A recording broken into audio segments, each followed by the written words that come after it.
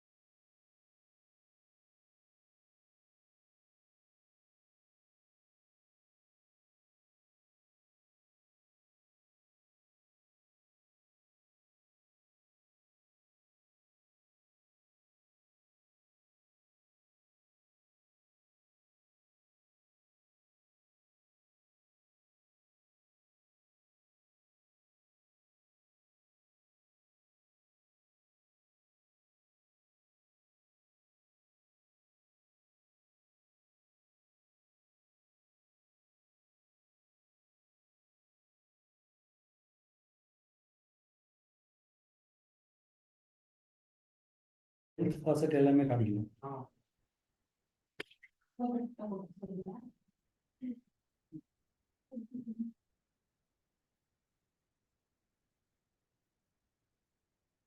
For the time being, I'll switch off the video. Okay. Now, switch on.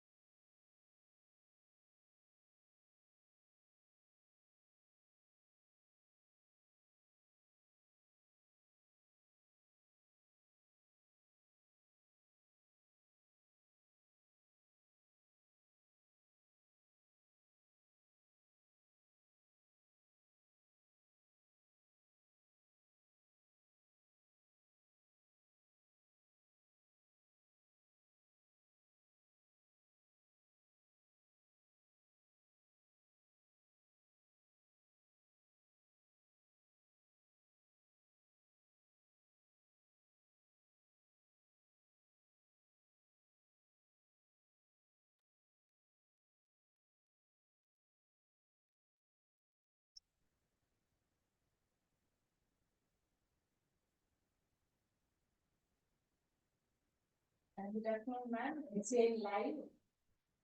It's in live. So, you just check, I have made you co-host.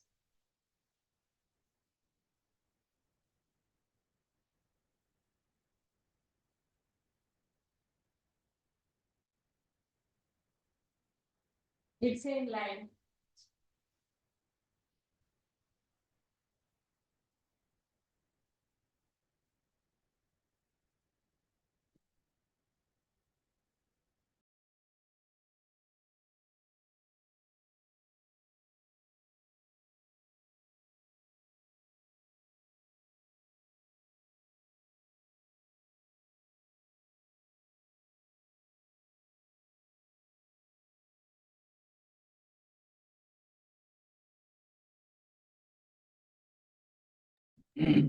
Hi, Meenakshi. Hi, Vrinda. Meenakshi, only half your head is seen. Yeah. Yeah. Now it's better.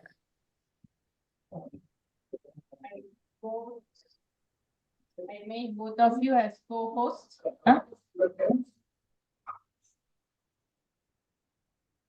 Hi, Swarna. Now it's okay. Yeah.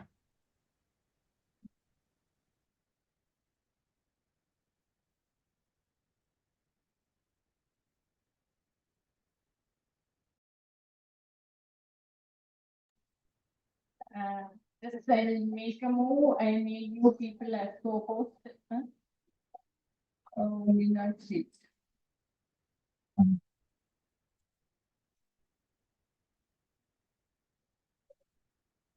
Okay.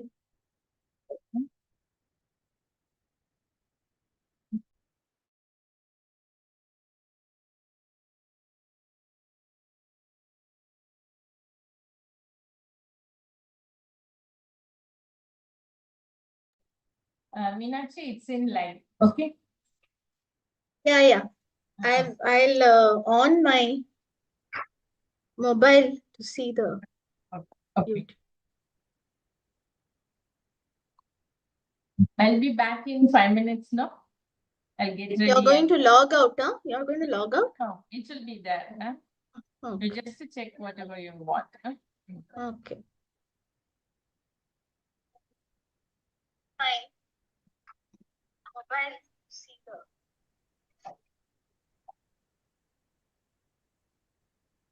I'll be back in 5 minutes now. You're I'll going get to log ready. out, huh? Okay. Okay.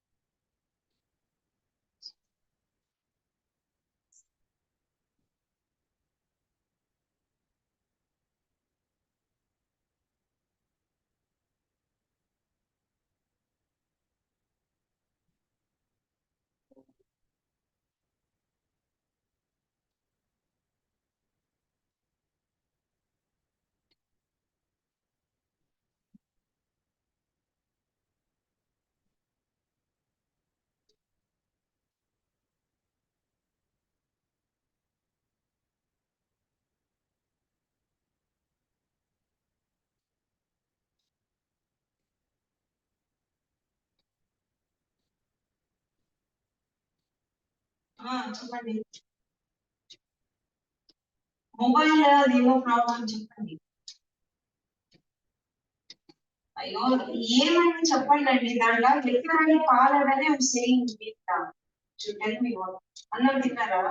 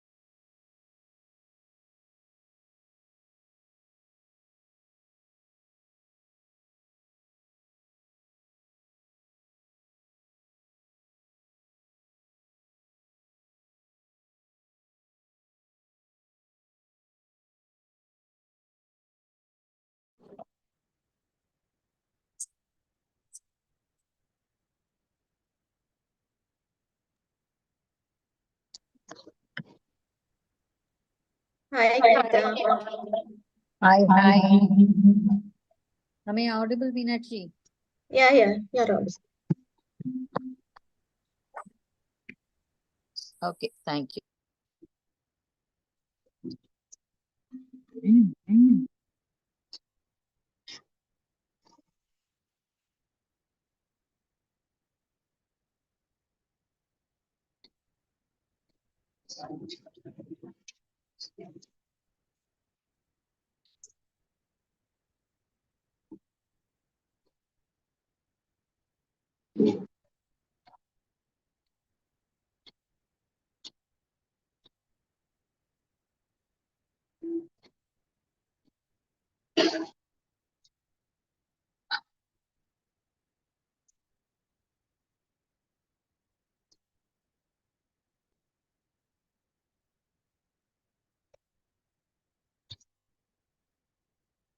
Hi, Dana. Hi. Hi. Hi. Once the meeting starts, you keep yourself muted. Okay. I'm not able to hear properly. Yeah.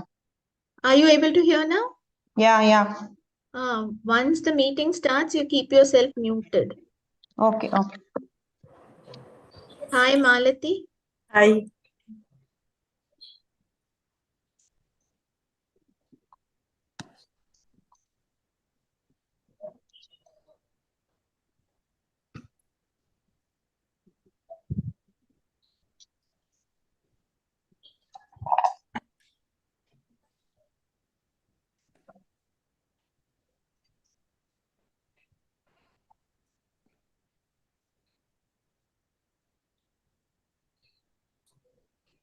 Hi, Meenakshi.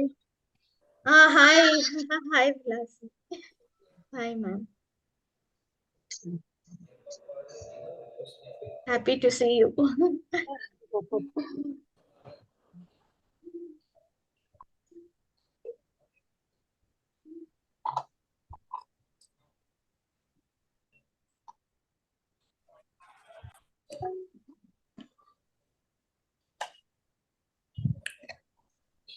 Hello, Rohini. Hi, Meenakshi. Hi. தெரியுதான்னு மீனாட்சி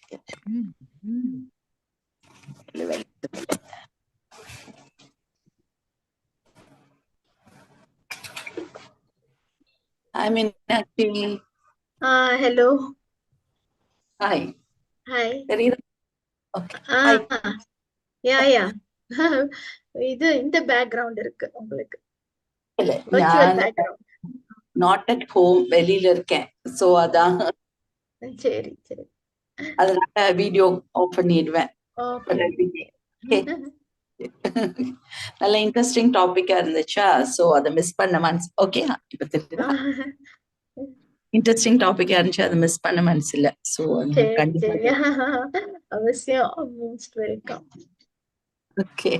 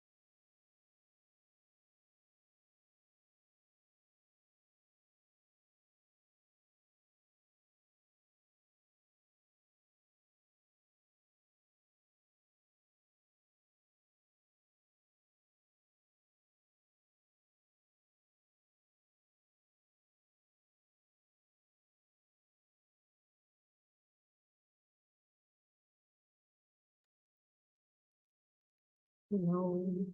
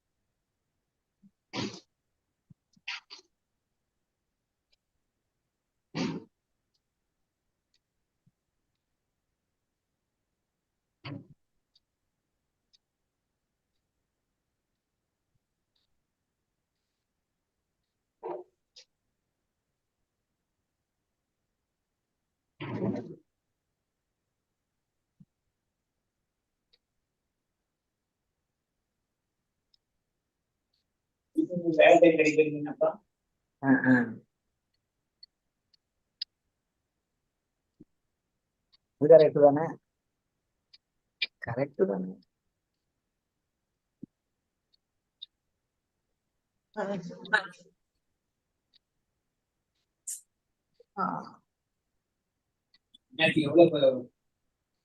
எது?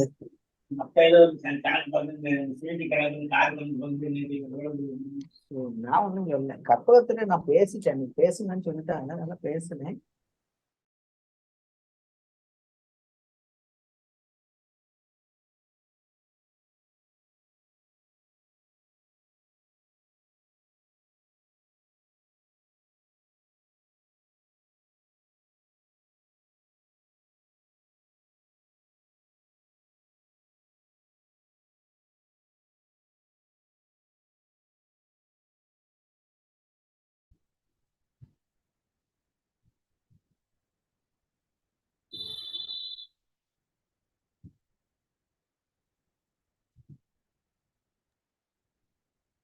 Welcome, Sonal ji.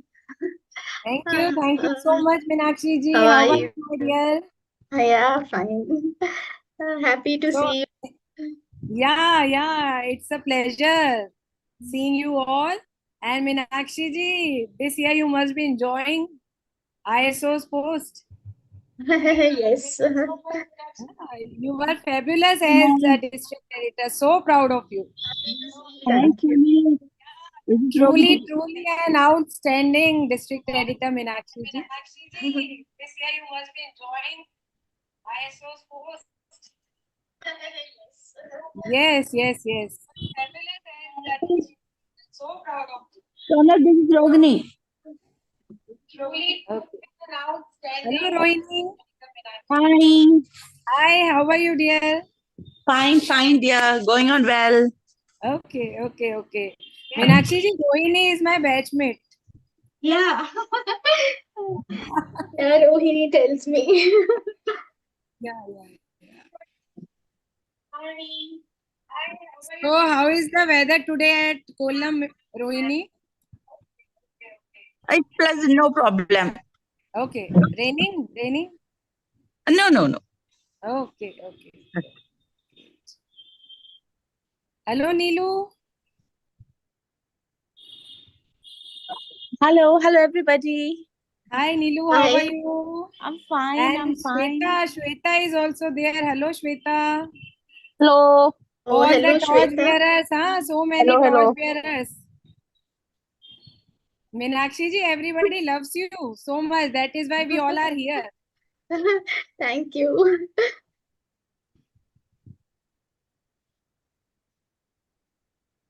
Hello, Shweta ji. Hello. Shweta, then Neelu Walia is also there. Neelu. And another DISO has come, Ritu. Ritu from Ritu. Ritu from I'm Ritu. This is Acha, 305.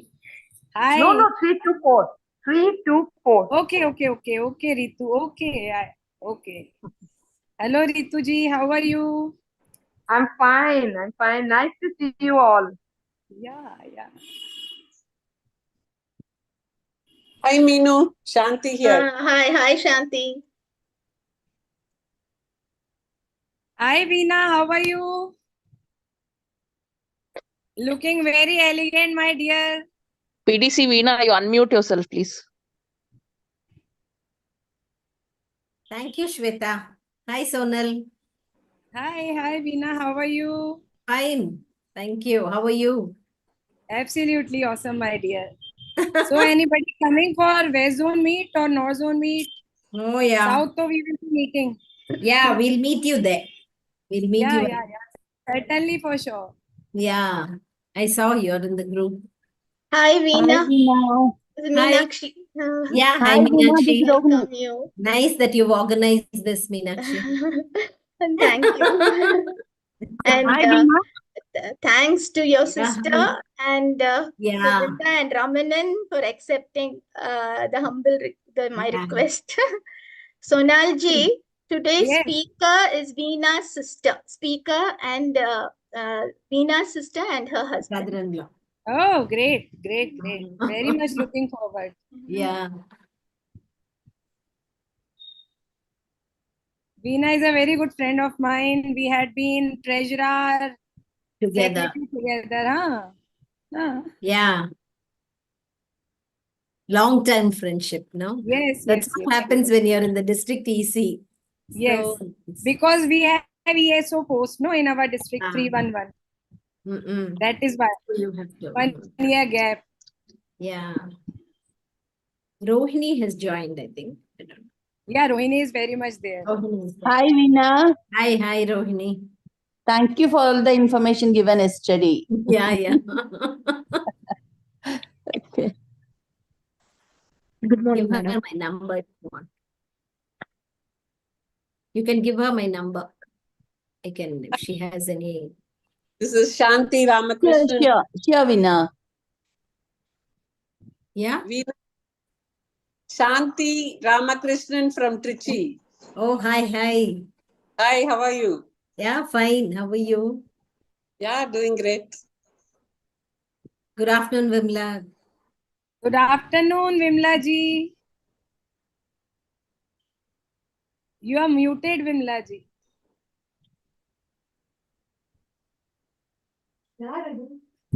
Good afternoon. Hi, Sodal. Good afternoon. Good Sorry, I was afternoon, muted. Vrinda ji. Yeah. Good afternoon, Auntie.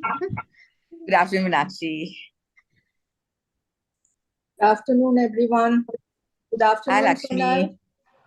Very This is good Lakshmi afternoon. Periyannan. Good afternoon. Everyone. Sonal, this is Lakshmi Yeah, Periyannan. Lakshmi ji, good afternoon. Good How are afternoon. you? How are you? Fine, fine. Talented mother, very talented daughter. Ah. Thanks for the compliment. है ना? Good afternoon, Sonal ji. Very, very good afternoon, dear. Very good afternoon, ma'am. This is Kritika from Enemy Club of Ramnad. Good afternoon. Good afternoon, everybody. Good Very good afternoon. afternoon. I'm from Jawahar Nagar, Baroda. Oh, most Oh, welcome. Thank you so very much. Happy to have you here. Yeah, me too. Good afternoon. Good This is afternoon. Asha Vinod Making from an Innerville, advantage. Coimbatore West. Hi, Minu. Good afternoon. Asha. Good afternoon. Good afternoon, Hi. Aisha. good Good afternoon, afternoon. Swarlata ji. Swarna. Yeah. Good afternoon, Vimla ma'am. Good Good afternoon. afternoon. Good Good afternoon, afternoon, Swarna. dear Good district ma'am. Good afternoon, past Chairman. national editor Sonal ji. Yeah, thank you. Thank you All so the much. district IS force. And your background is truly awesome. Very, I know very the background is great. very nice. True. I was just going to say Very that. nice. Good afternoon, ma'am. Good afternoon, Vimla ma'am. Good afternoon, all. Geeta. How are you? Yeah, fine, ma'am. Good afternoon, Sonalji. This is Geeta. Very, very good afternoon, Geeta ji. How are you? Yeah, fine. Going great. Okay. Ratna, good afternoon. Good Good afternoon. afternoon, Geeta. Yeah, good afternoon, Kirti. Geeta ma'am, good afternoon. How are you? Yes. Good afternoon. Good afternoon. I'm fine. How are you? Fine, thank you, ma'am. Good afternoon. Geeta.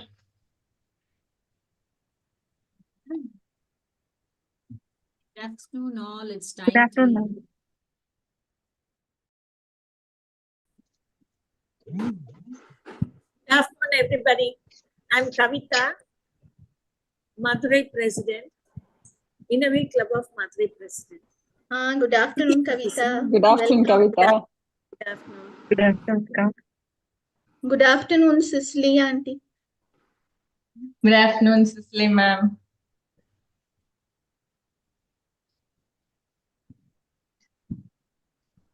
Good afternoon, Veena. Good afternoon. Good afternoon, Lakshmi Akka.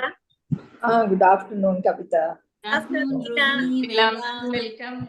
Yeah, hello. Hi, Vela. Lucy. Hi. Hi to everyone. Hi, Vela. Welcome. Yeah. Lakshmi Hello. ma'am, good Yes, afternoon. good evening. Yeah, Vrinda and Ramanan are there. Hello, Hi, Veena. Veena. Hi, Hi. Veena. Hi. Good afternoon, Swarnalata ma'am. Good afternoon. Hi, Veenapati. This is Veela. Madaka, welcome. Yeah. Hi, Vela. Yes. Good Hi. afternoon, Veena. Good afternoon, Sonal. Nalini Hello, ma'am, Vrinda. welcome. Hello, Vrinda.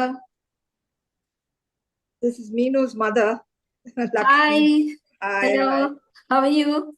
Fine, thank you. Looking forward to hearing So and nice seeing. to see you. So Yeah. nice to see you.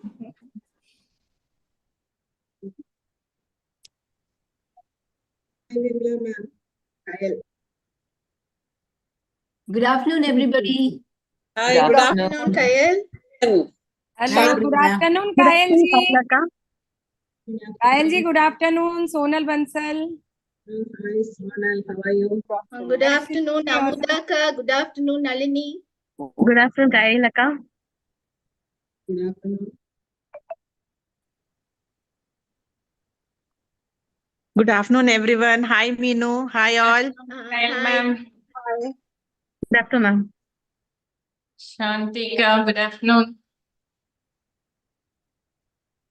Swarna, it is Rishi ma'am, welcome.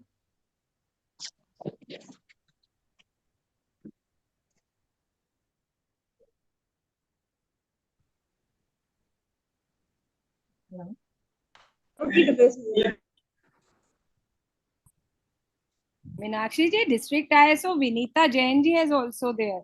Joined, no? She is also there. Vinita Jain. I'm here, Meenakshi ji. I'm here. Yeah, Vinita Jain ji.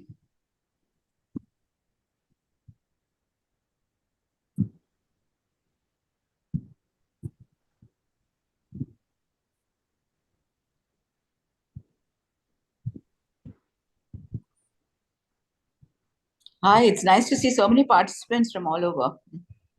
Yes. Actually, the topic is very interesting, na? Yes, yes. Yeah. Correct. Swarna, Meenakshi, why don't we start because let's be on time. Yes, Auntie. Yes, we are. Yeah.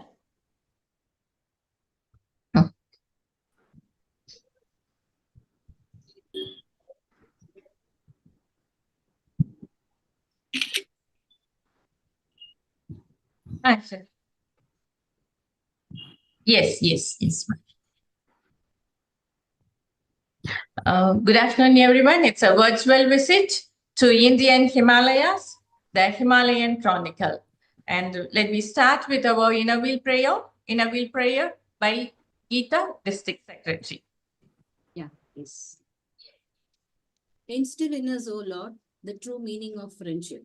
Never let us forget we are all thy children, notwithstanding the differences in our culture and creeds. Endow us with the desire to serve our fellow men, remembering that we too often need help.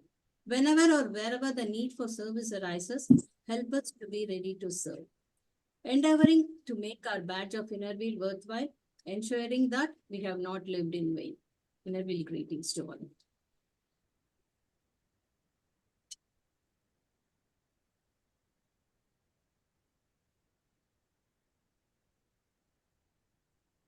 Lacey, shall we move?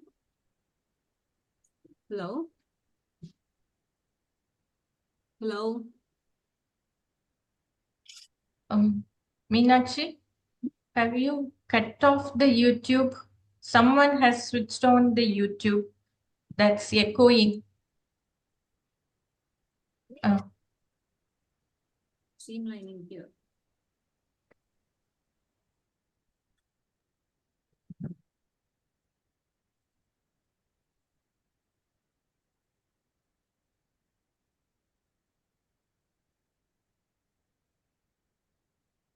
Swarna, the next agenda. So, welcome address. Good afternoon, everyone. It's my pleasure to welcome you all. The past International Inner Wheel Board Director Vrinda ma'am and PDCs of District 321.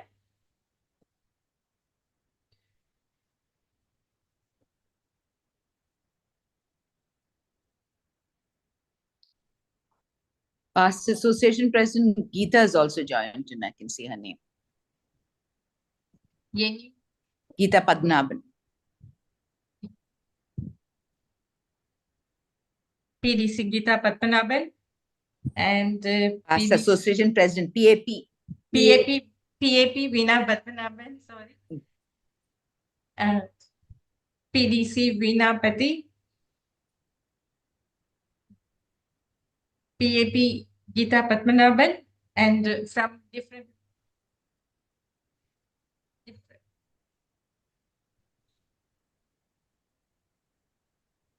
It's echoing. Can anyone? Break. We can't hear as a flow.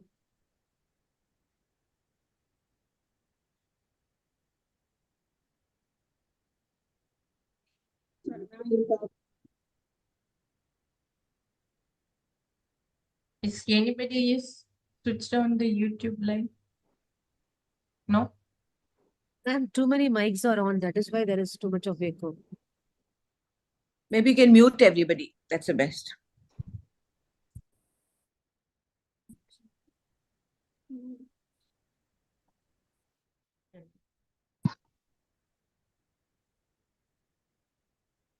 Okay. So I welcome all the past association presidents, past PDCs, ISOs from different districts. And we have our past national editor Sonalji also here. Welcome you, Sonalji. It's an absolute pleasure.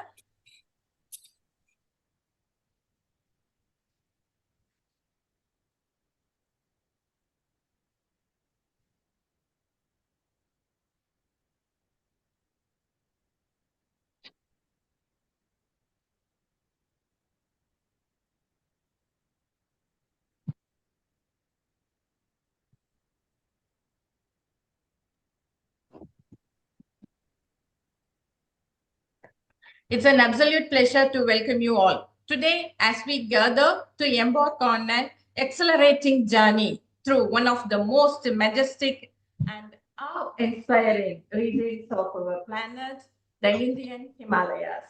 Whether you are here out of the deep-seated love for the mountains,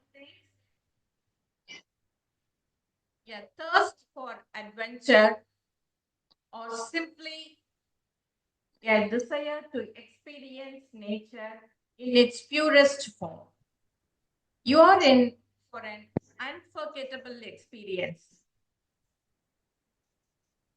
The Himalayas are more than just a mountain range. They are a realm of mystic and wonder, steeped in ancient traditions, home to diverse culture, and blessed with unparalleled natural beauty. Stretching across northern India, these towering peaks have inspired poets, philosophers, adventurers, and spiritual seekers for centuries. Today, as we prepare to explore this incredible region virtually, we are not just visiting a geographical location, we are stepping into the world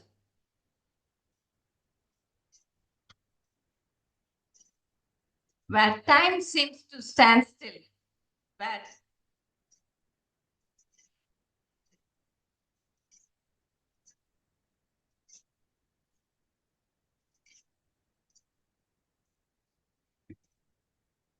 and cast a golden glow on snow-capped peaks, and where every breeze carries the whisper of ancient tales.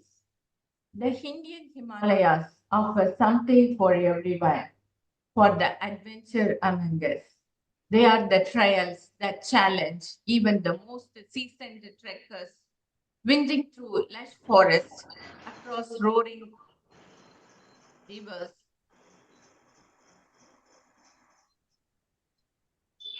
and up to the breathtaking vistas that reward every step with views what will leave you speechless.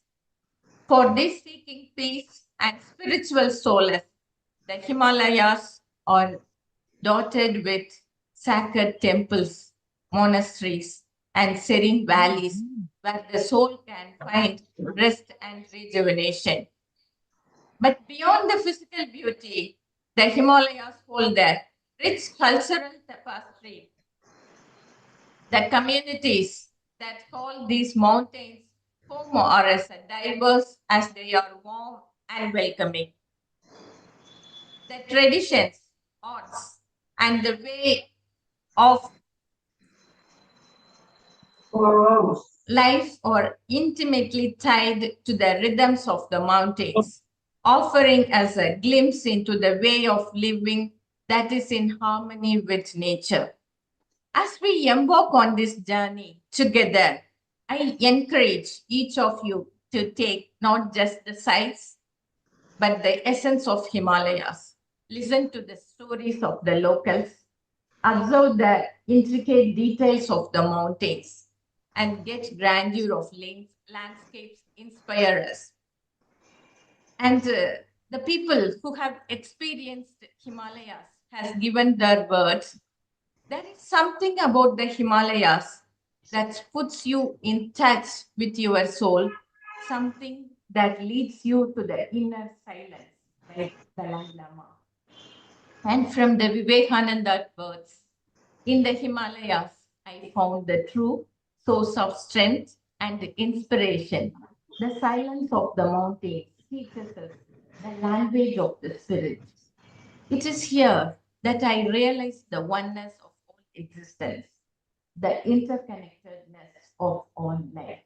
Yes, I too want to be in Himalayas for a month, but as a token and as a child, I immerse myself at least for an hour with you people, with Himalayas, with our esteemed President of the Mr. Ramanan and Mrs. Vrinda Ramanan, who have enriched the experience by, we can see from their biodatas also. In conclusion, I would like to thank each one of you for joining us on the incredible adventure.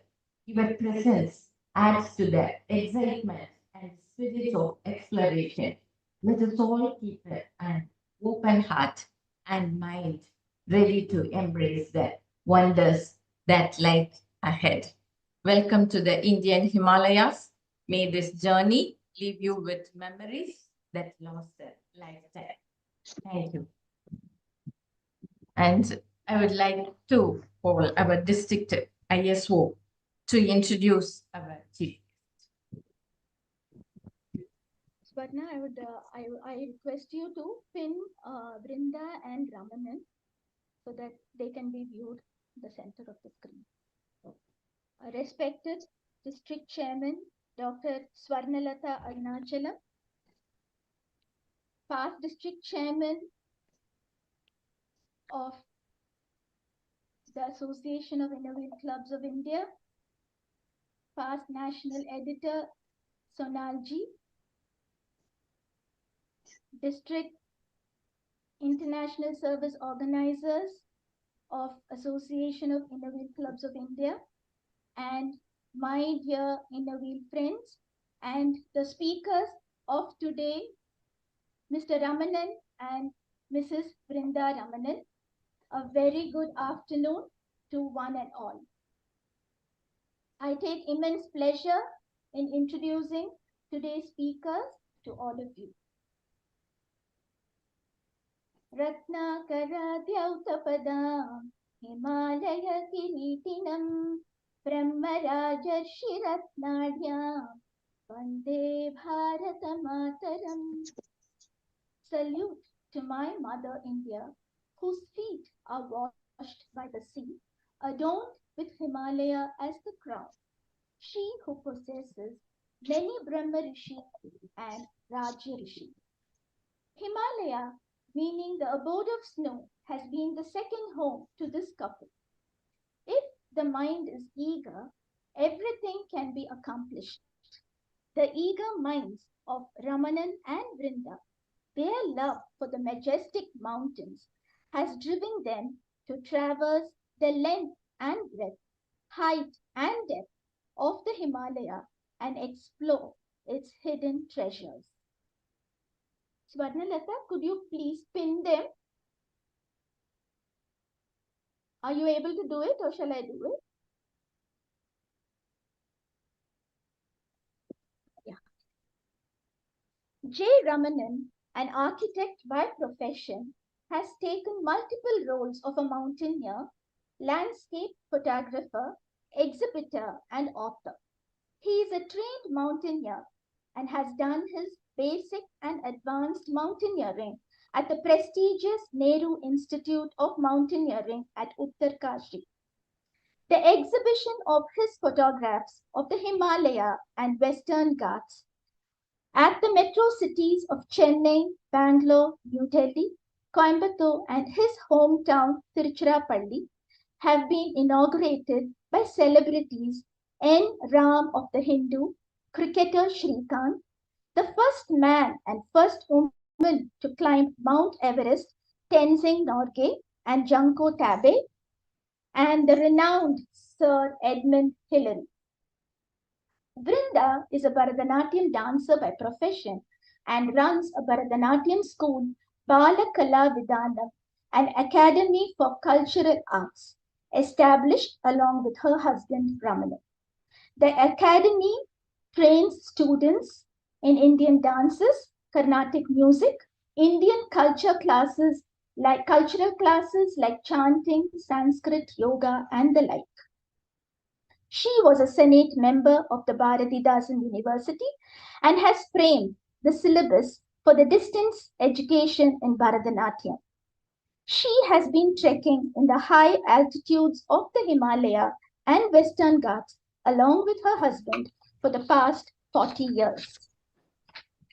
In 1997, the couple founded the Science and Adventure Club, the only organization in Tamil Nadu that is affiliated to the Indian Mountaineering Foundation, New Delhi.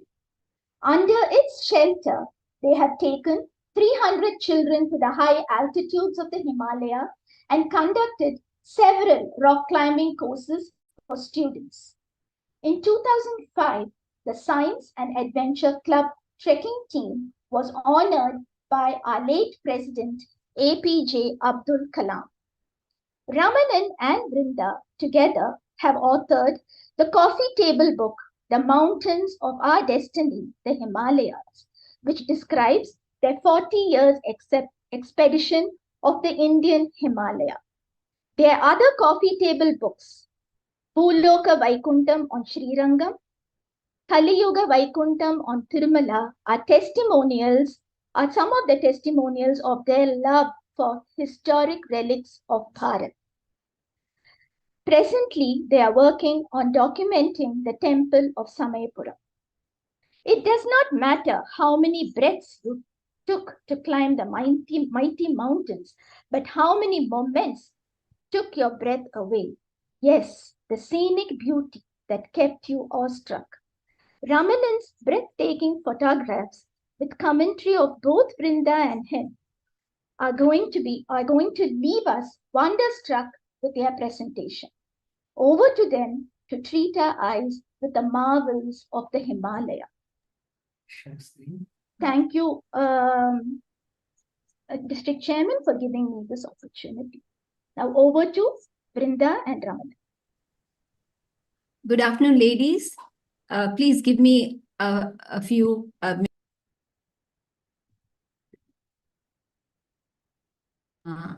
Vrinda, you're muted. Yes, I have unmuted myself. Good afternoon, ladies. And just give me a minute or two to just share the screen and start the presentation. Just a minute.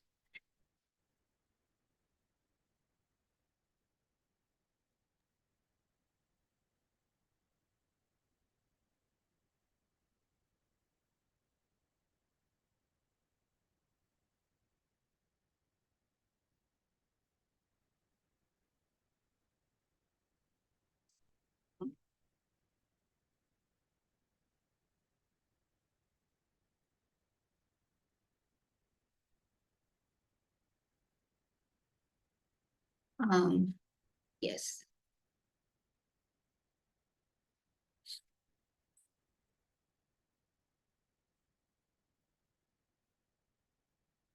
Yes. And then we can see. Yes. So good afternoon, ladies. We are both Ramanan and I bring the good tidings of the Himalaya with us for all of you. I hope you can hear me well. Just a second. We thank the district chairman, we welcome and thank district chairman, Dr. Swarnalata Arunachalam, and the district ISO, Mrs. Meenakshi Vellayan, for giving us this wonderful opportunity to share what we know of these mystic mountains, that while weaving the destiny of our country, also weaves also shapes the destiny of each and every one of us.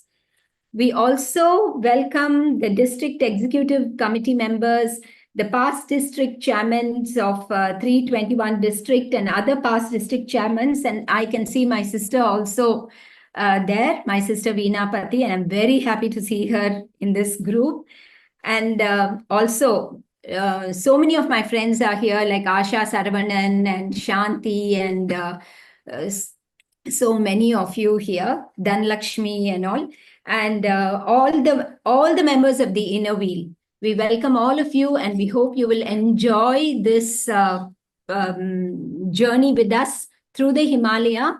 Also, we hope you will be able to understand everything. We have a question answer and interaction session where you can, clear your doubts. I hope everything will be clear. And as all of you know, the Himalaya is the backbone of our nation and is responsible for nurturing our culture and our dharma. Each one of us is in search of peace and calm in our lives. And in our entire life, we spend our entire life in its pursuit. The enormous number of sadhus and sannyasis and Buddhist monks and Buddhist and Jain monks and nuns congregating in the Himalayan towns and villages help us to understand that if one wants to attain moksha or nirvana or liberation, it can be got only in the high altitudes of the Himalaya, of this great mountain range. This afternoon, we will be talking about the special places in the Himalaya, very magical and mystical places in the Himalaya, which are not very popular and are found scattered in various parts of this great mountain range. We are not going to talk about the regular tourist centers like the hill stations and the Chardham destinations. So it's going to be a little different. And we will also be sharing with you some audio-visual presentation of our treks in Arunachal Pradesh, Sikkim, Kumaon, Zanskar, Ladakh, and Mount Kailash, according to the availability of time. And we will dive straight into our topic today. Ramanan, can you start with a small introduction of the geographical features of the Himalaya, a brief about its formation and the role that the monsoon plays in our climatic conditions? Good afternoon, ladies. As you know, India was not here at this place where you find it today. It was 10,000 kilometers down south. It was part of the South Pole. So 200 million years ago, there was only one land called Gondwana land, which was one landmass. And all the continents were not formed at that time. Next. Then 100 million years back, a piece of Gondwana land broke away because of tectonic plate movement. I'm sure all of you know about this. Our planet is covered by thin layer of landmass, and they keep shifting all the time. So 100 million years ago, as you can see, a small piece of land broke away from the Gondwana land, and it started moving towards north at about 5 centimeters a year. So 5 centimeters in a year, you cannot make out. But then it took 200 million years. If you calculate 5 centimeters into 100 million years, you will get about 10,000 kilometers. So what you see here is the Asian plate. And the piece of land, what we were talking about, was the Indian plate, which is moving at 5 centimeters per year. And when it was nearing the Reunion Islands near Africa, there were a lot of undersea volcanic activities, and it was spewing lava. Because of that, the Deccan Plateau was created. Imagine Yapuri, all of you are very familiar housewives. Most of you, you know about the papadam and all that. So when you fry that, when you apply heat from below, it bubbles up. So in the same way, the Deccan Plateau bubbled up because of the undersea volcanic lava. Then this piece of land was still moving towards north, towards the Asian plate, and there was a sea there called Tethys Sea, which was separating the new landmass, which is coming towards Asia. And when it collided, next,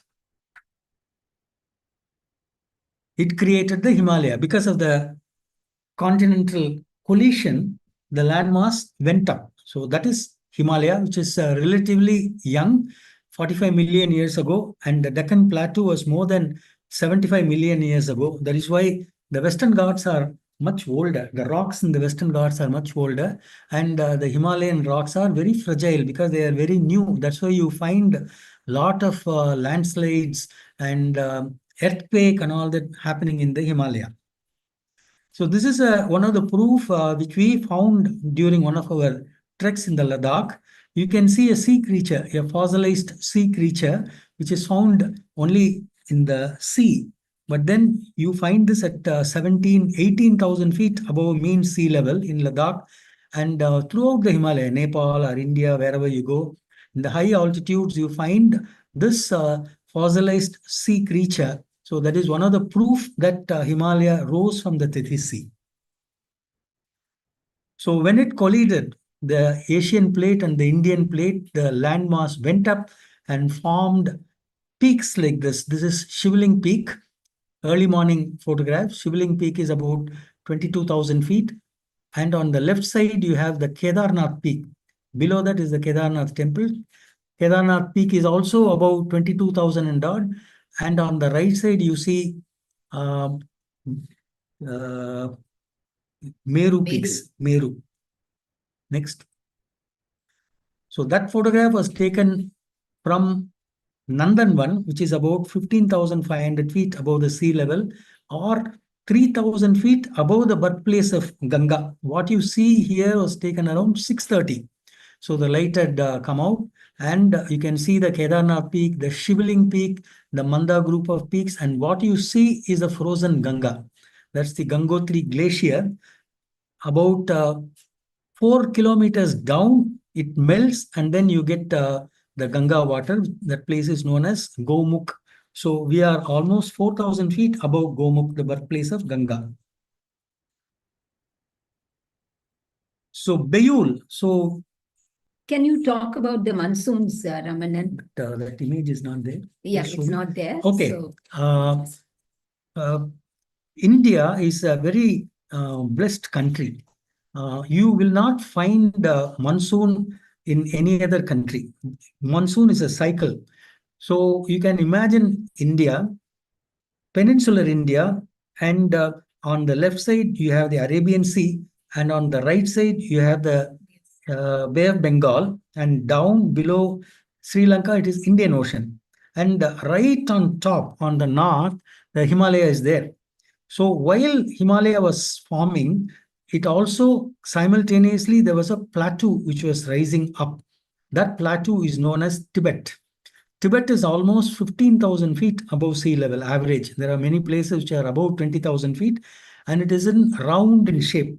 It's like a dosa plate or saucer plate.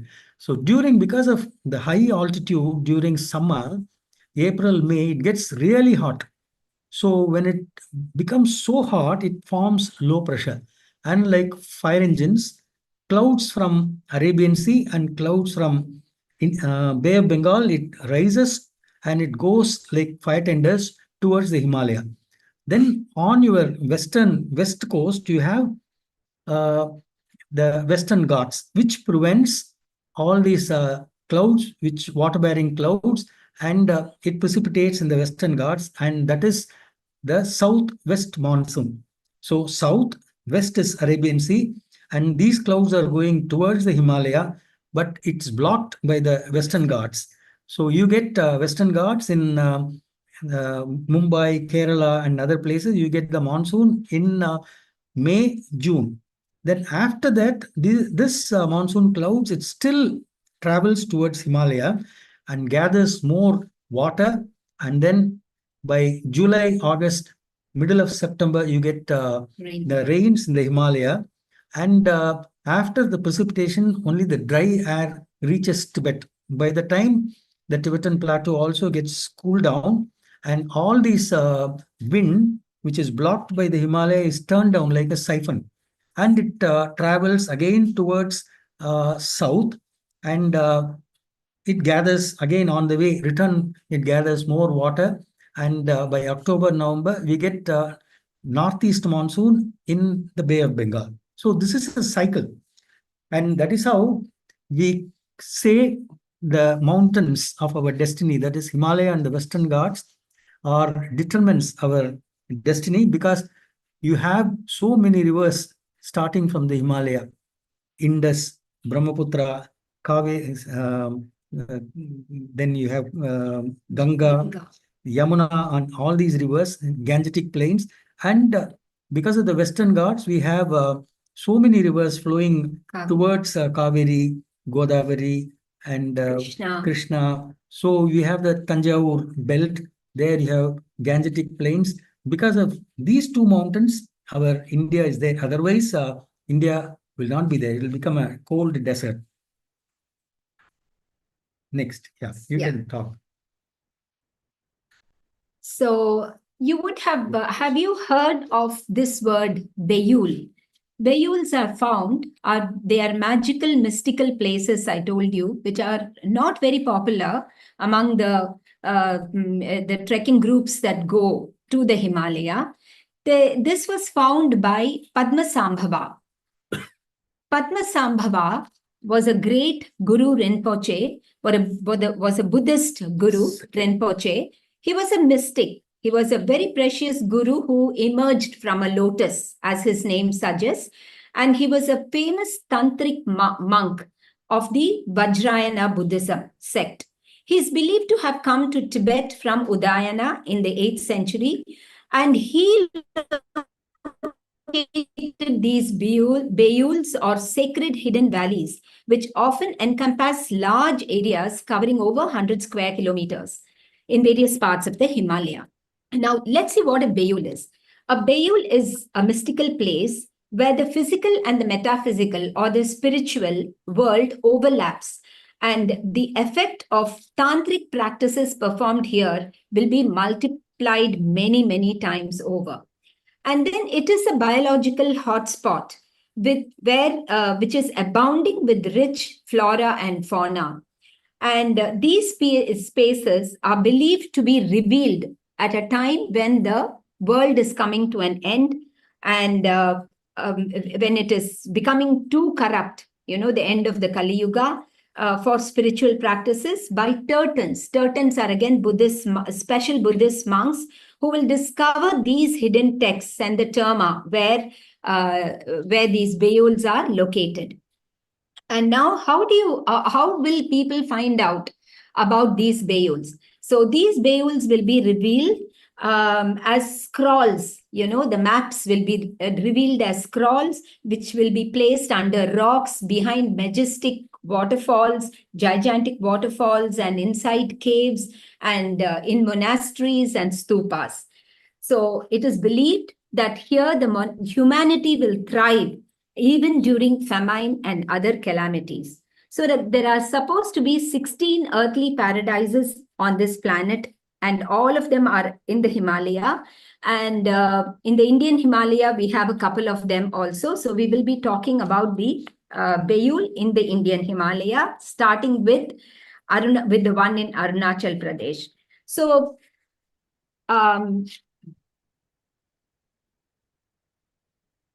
normally, these places can be reached only after a very difficult trek. And you can recognize a Beyul only when you are on your path to liberation. See, the Western civilization always likens the Beyul to a Shangri-La, a perfect paradise where there is everlasting peace and happiness and good health. But Shangri-La is totally, it is not there at all. It is an utopia, which is a fiction of our imagination. But it is not so with the Beyul. And one of the most beautiful Beyuls of the 16 that I mentioned is in the Pemako region in the Upper Siang district of the Arunachal Pradesh, where the Himalaya starts with the Namche Barwa and the Gyalaperi. It is home to several parks and sanctuaries, and it receives heavy rainfall throughout the year. So we will, yeah, you have anything to say, Ramanan? Yeah, Beyul, the imagination, which is actually Shambhala. It's known as the Shambhala. And Beyul is the Westerners have imagined it as a place where there is no death. So there are many fiction available on these Beyuls. One is something called The Monk Who Sold His Ferrari. They're all based on these Beyuls. That is, you have to search. Unless you are spiritually practiced, you will never be able to know where a Beyul is. But once you go there, then there is no death. It is a paradise. So it's very difficult for us to find a Beyul, but this Pemako region is supposed to be a Beyul. There is a gateway to the nether world there, but we will just take you there, but we will not take you to the nether world. So now this is part of the beautiful Arunachal Pradesh. We will start with a small audiovisual presentation on Arunachal Pradesh.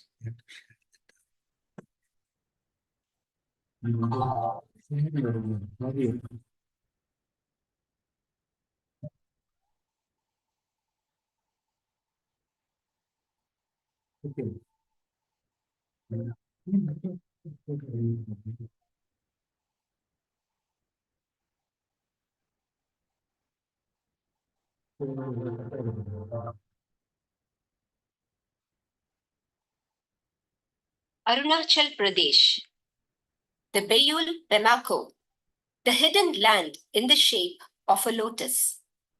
Says Guru Rinpoche, the Padmasambhava, in this land, all mountains are like blooming flowers. All rivers spontaneously recite mantras and flow with nectar. Rainbows are arched on trees and bushes. Just hearing about the great blissful Buddha realm of Pemako opens the path to enlightenment. There is no need to mention the benefit of actually going there. Yarlung Sangpo in Tibet has its origins in Mount Kailash. It emerges as the Brahmaputra when it reaches the plains of Assam, descending rapidly from Tibet, forming a grand canyon.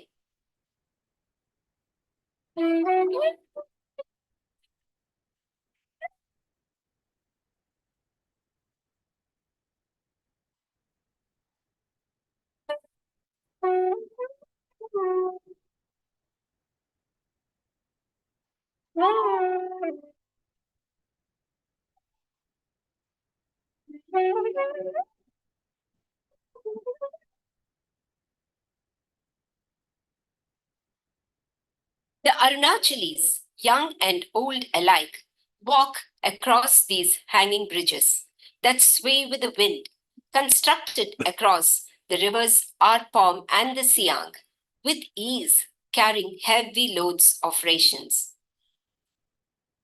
The native inhabitants of this area, the Adi, Mishmi, Memba, and Kamfa, are the true landlords occupying parts of these rainforests, and they compete for survival with the birds and the animals of this region.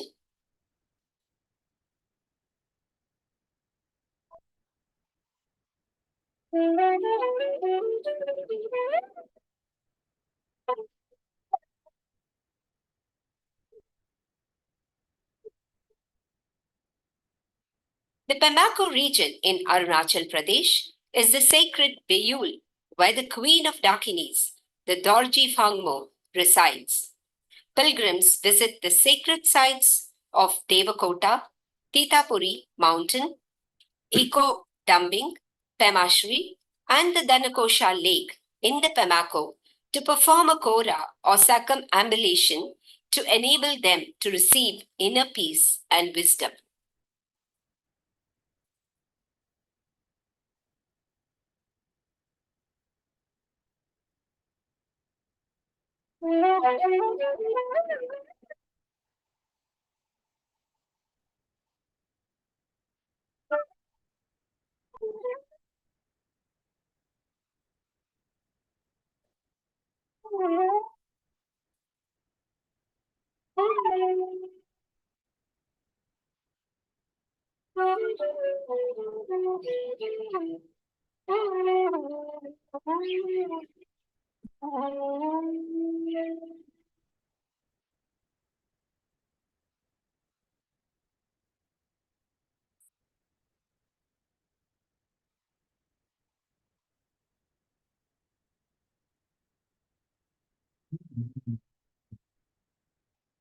Namche Barwa, that rises to a height of 7,781 meters, and Gyalaperi, 7,293 meters high, mark the beginning of the Himalayan ranges in the northeast, the Isanya point, which is regarded as the corner of God.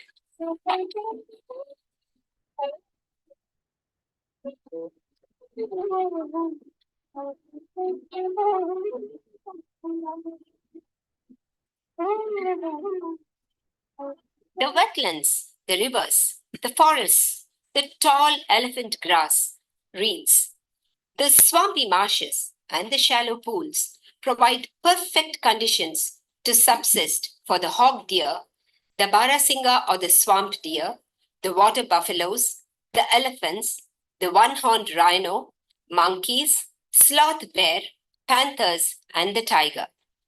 The canopy formed by the tall trees are home to this hulok gibbon that never touches the forest floor.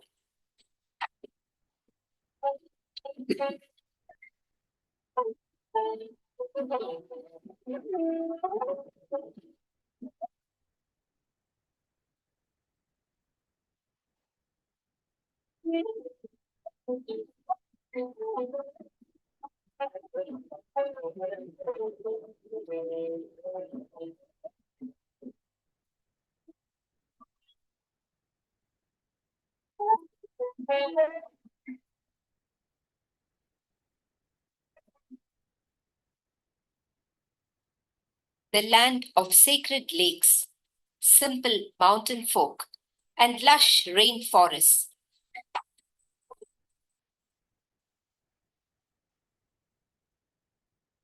Vibrant wildlife and rich natural resources. That is Arunachal Pradesh, the land of the rising sun.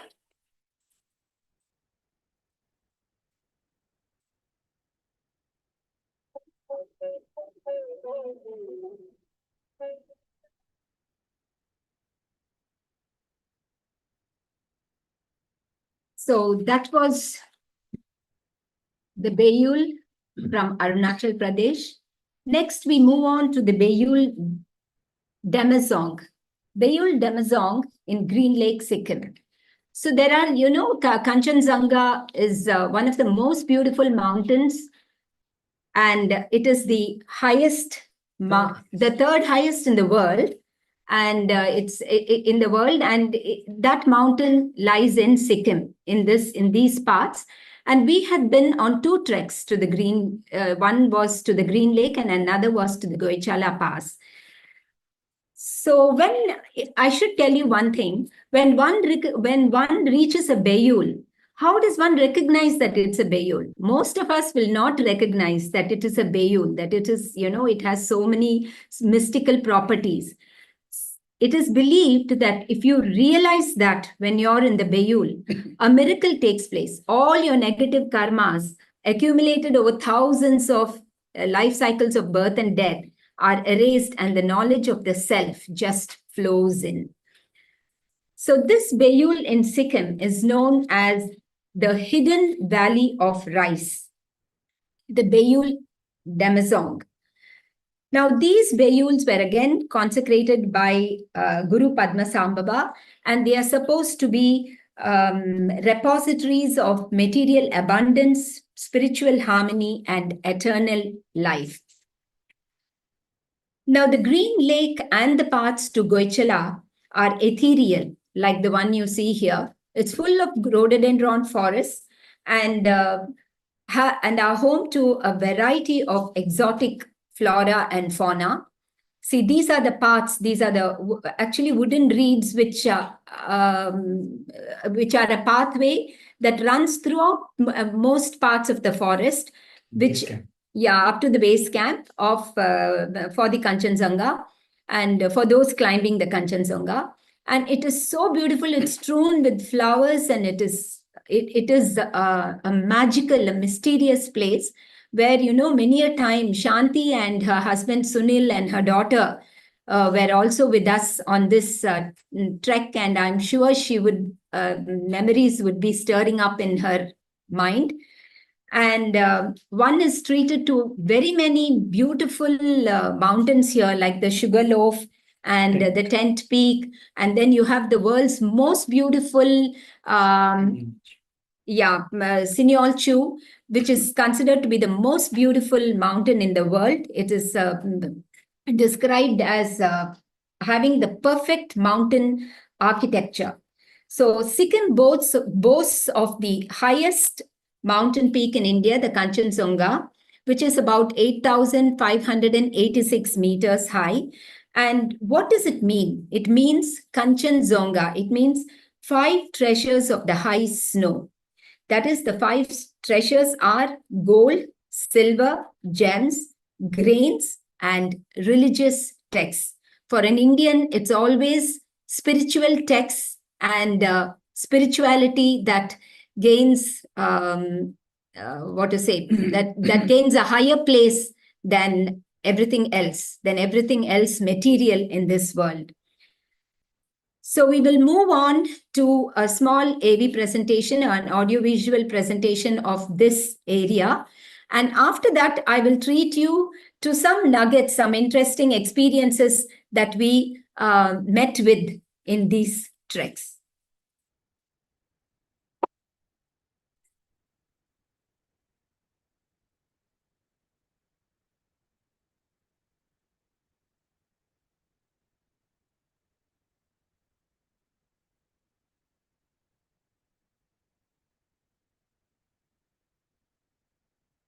A land of many monasteries.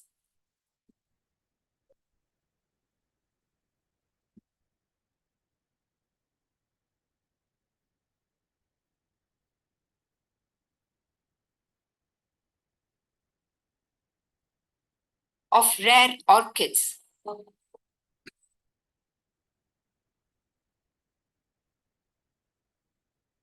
Of a colorful explosion of rhododendron forests. Of some of the most glamorous snow-capped peaks.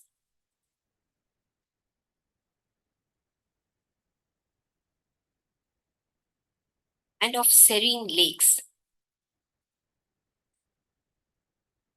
Sikkim is a paradise for every kind of traveler. For those in search of adventure,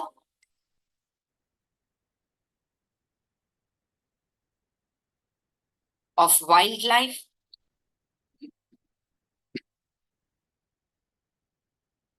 of exclusive plant life, and spiritual upliftment.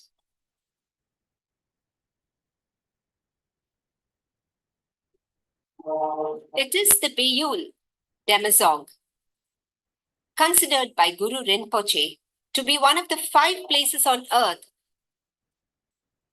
that would survive the final Holocaust. The 3rd highest mountain in the world and the highest in India. The Kanchenjunga, 8,585 meters high, has 5 peaks, 4 of which are over 8,229 meters.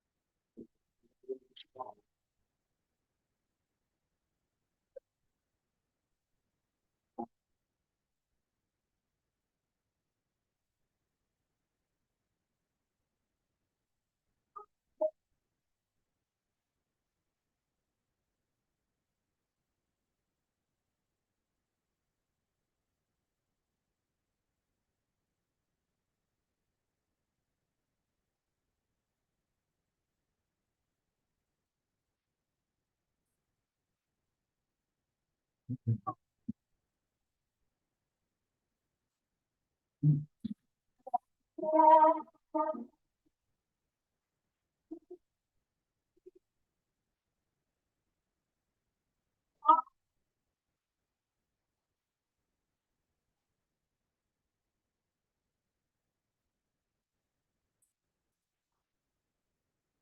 my God. I didn't do anything.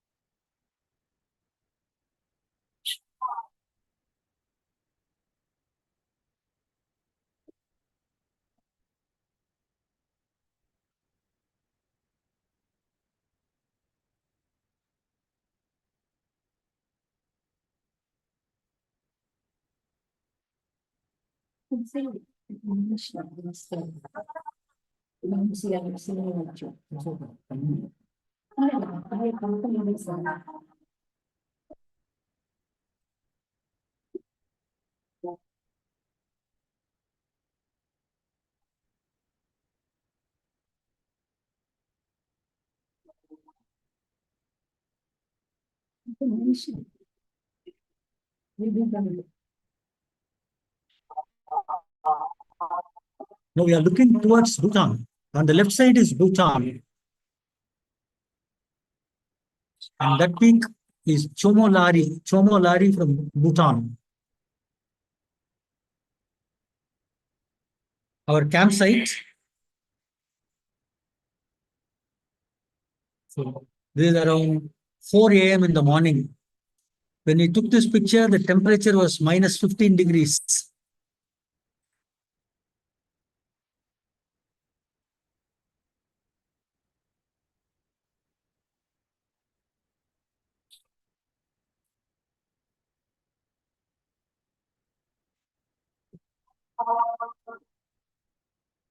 The land of the mysterious Yeti, the mystique realm of the glorious Gompas, watered by the mighty Teesta River, known for its cascading waterfalls, Sikkim, the Beyul Damazong, the hidden valley of rice, is home to diverse forms of flora and fauna that are found along the tantalizing trails of its forests.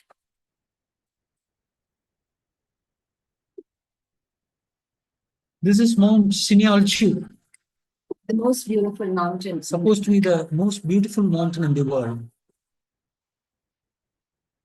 That's Kangchenjunga. The mountain of 5 treasures. You can see the peaks of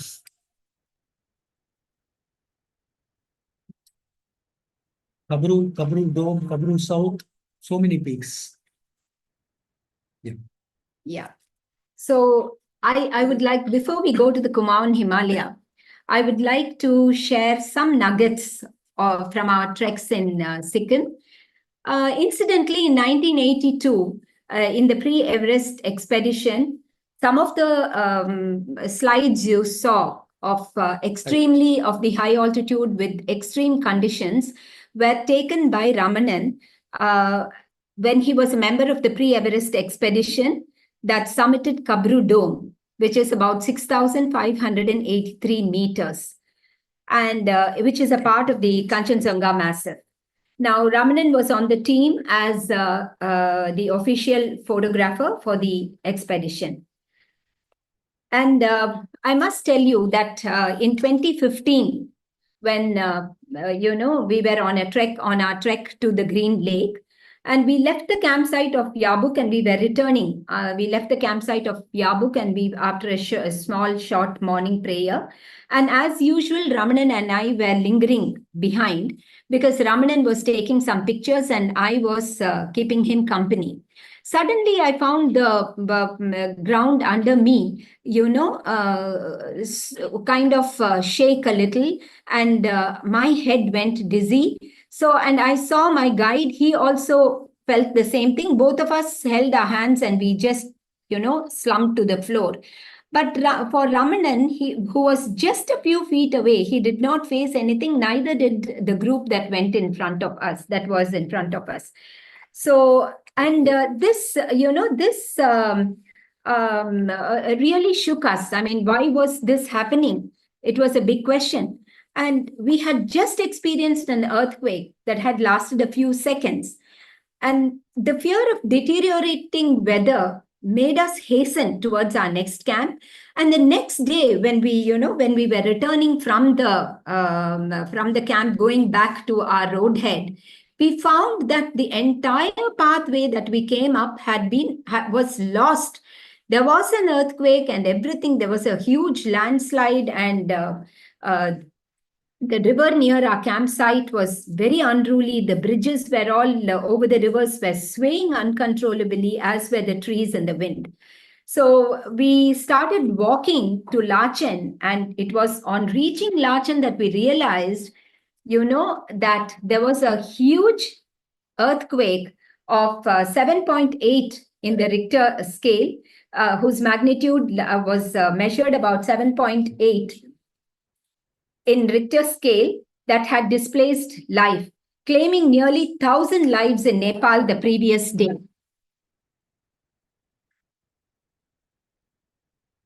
Can you hear my voice? Yes, ma'am.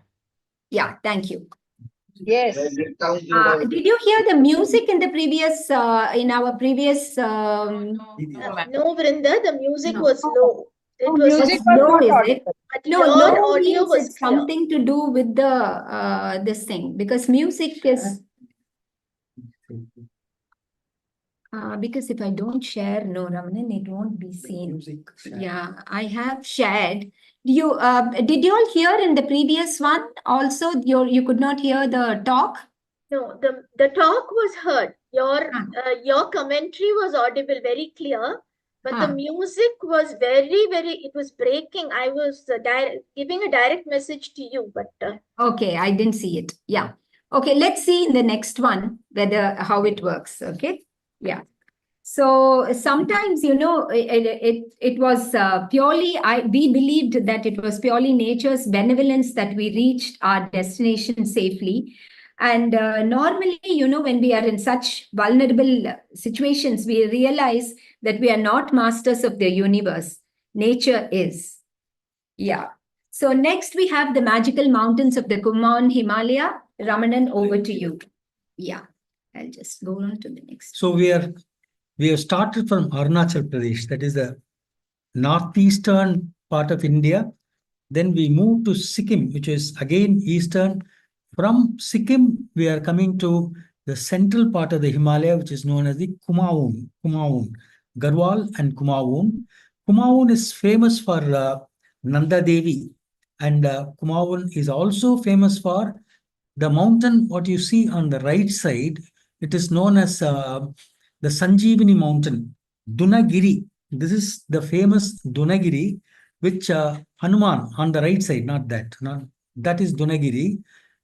This is the mountain which Hanuman came down all the way to Himalaya to fetch the Sanjeevani flower to revive his brother Rama and Lakshmana. His guru. So the peak in the middle, it is broken. If you see, there is a dip there.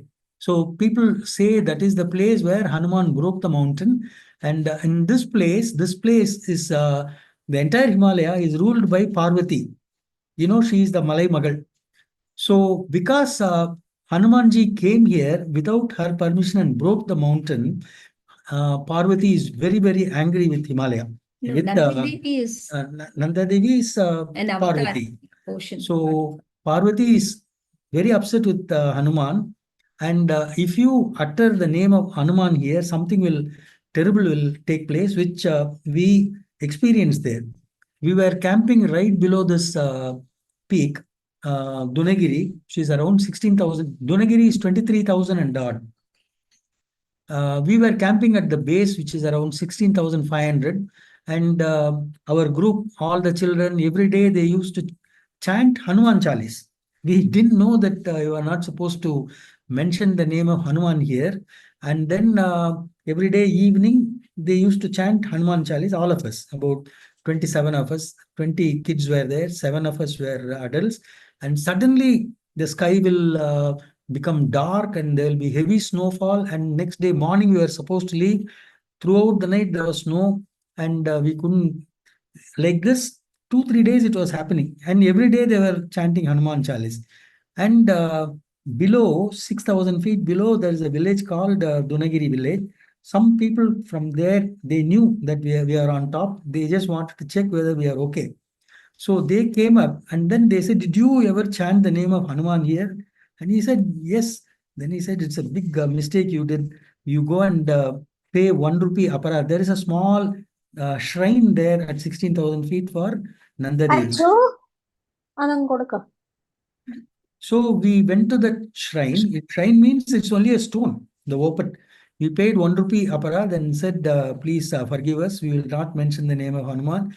Next day, everything became clear and we could go up and come down. And we also found the Sanjeevani flower. Next. This is the Sanjeevani flower.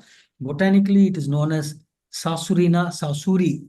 And the great, our Ramdev, he claimed this is the actual Sanjeevani flower. This blooms only for 15 days above 17,000 feet.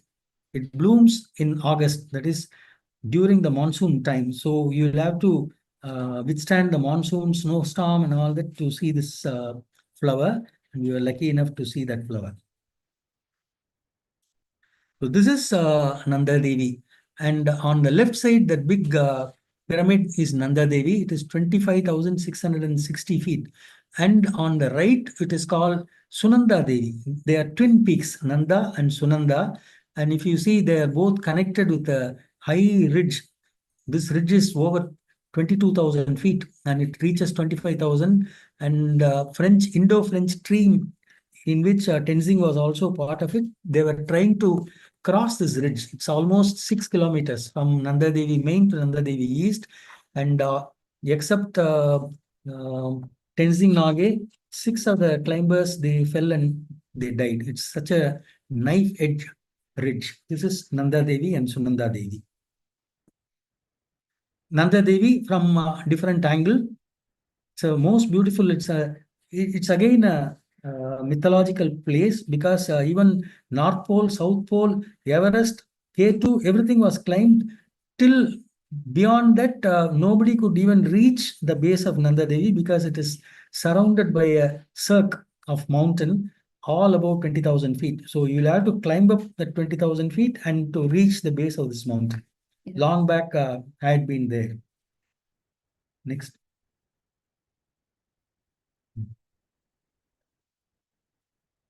Now, there's a video on Nanda Devi.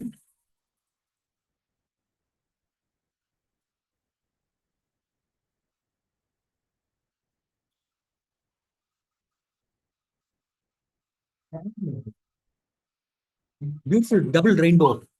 The Kumaon Valley in the Himalaya is a delightful treasure house of reserve parks and sanctuaries, a safe space for a thriving assortment of endangered natural life. The hills, marshy swamps, the riverine belts.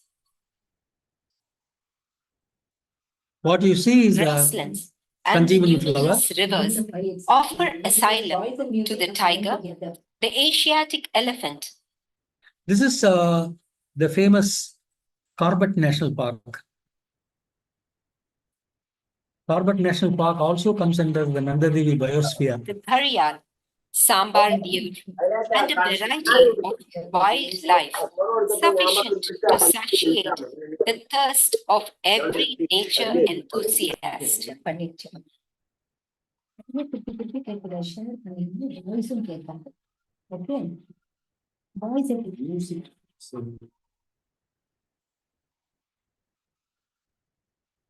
The adventurous trails running through the lush valleys of the Sundar Tunga, the Pindari, the Dharma, the Gori Ganga, and the Milam are watered by several glaciers.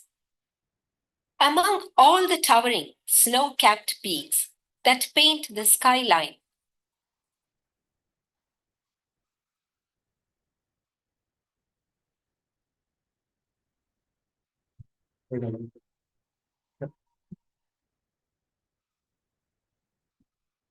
This is Dunagiri.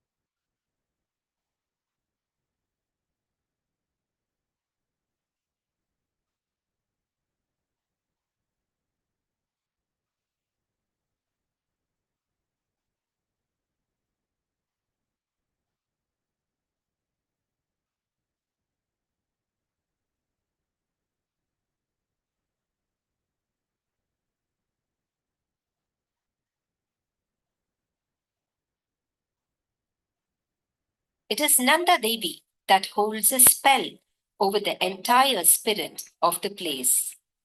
She is the reigning goddess who, along with her sister Sunanda and her mischievous lieutenant Lattu, arrests our attention. The Nanda Devi, the second highest mountain in India, towers at 7,815 meters high. In the west, there is a depression where the Rishi Ganga flows into the sanctuary, forming an intimidating gorge. A land of intriguing folk legends, of sacred stone temples that reflect the architecture of ancient times. In the Kumaon region, mountains are not only the abode of gods, but are themselves worthy of worship. Nanda Devi, the great goddess of these climes, rises to the skies, surrounded and protected by a cirque of imposing peaks, forming a fortress safeguarded by the Rishi Ganga flowing through an intimidating gorge. She reigns and regulates the destiny of the people of Kumaon.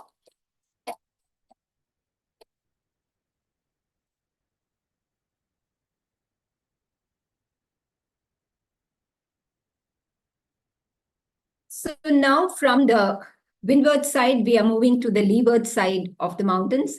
These words you would have heard in your geography class. So leeward side is the rain shadow area of the Himalayas on the other side of the Himalaya, which is a cold desert. And first we will be seeing about Zanskar. Zanskar is a valley of copper, and Zang in Tibetan means copper. And there are lots of copper deposits here. Hence, it's known as the Valley of Copper, the Zanskar Valley. And that's why the copper gives the color to its to the surrounding there, to the environment there. And it's a place like you'd feel that like you're in Mars. That's the kind of ambience it gives. And Zanskar, it lies in the south of the newly formed Union Territory of Ladakh. So it's known for its several monasteries built by the 11th century Lotsawa Ringchen Zongpo. And this is the Lingtichu, the river. And this is a landscape that I wanted to show you. This is a beautiful monastery there, which is called the Utkal Monastery, where Jesus is supposed to have resided and meditated. And then this is part of it where you have the Chadar River, and which freezes in December and is in December, January, and is the only mode of commuting for all the locals there. Up till Padum. and see the landscape, how it is. These are stupas which are covered completely with snow, 20 feet of snow, yes. And now we will have a short, quick peek into Beyuls, the land of copper, the Trans Himalaya.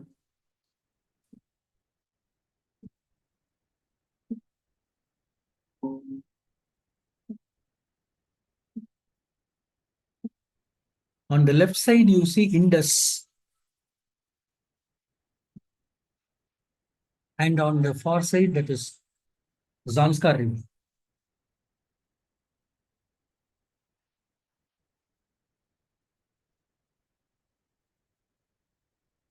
North of the Great Himalaya, in the rain shadow region, lies the cold desert of the Trans Himalaya.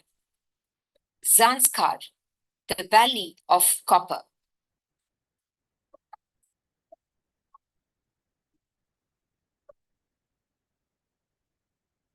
Located in the Trans-Himalayan ranges, Zanskar, the Valley of Copper, lies between the Great Himalaya and the Ladakh range and remains inaccessible for 8 months of the year.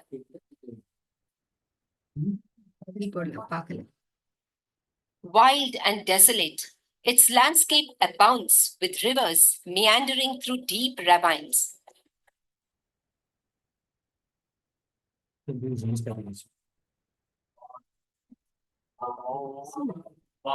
Narrow trails running through the multi-hued mountains, lined by tall sand structures formed as a result of wind erosion and towering snow-covered peaks defining the skyline. Trekking along the rivers of Barainala, Ramjak Peak, and Chuminakpo through paths replete with boulders, slippery, putrid slopes, steep inclines, and knee-deep snow, one reaches the vast, windy, expansive snow fields of the Shingola that lie at 5,091 meters. The river Kurgyak has its source in this glacier. A mammoth granite rock, revered as a monastery that rises majestically in the Kurgyak Valley of Zanskar, is the Gumbaranjan. The Zanskar River, that is wild in summer, becomes a vast expanse of ice and snow in winter, wearing a meditative and tranquil garb, popularly known as the chadar. It is the sole commutable route during winter.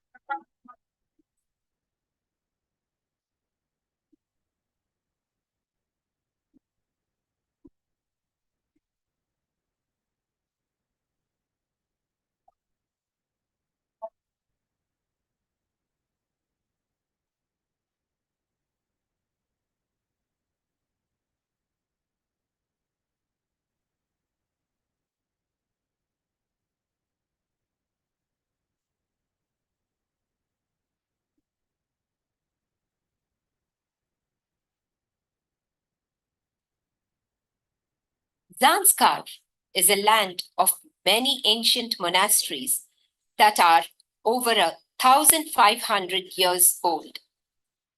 The largest Karsha monastery and the Zangla are some of the monumental works of Ladakhi kings and great Buddhist saints.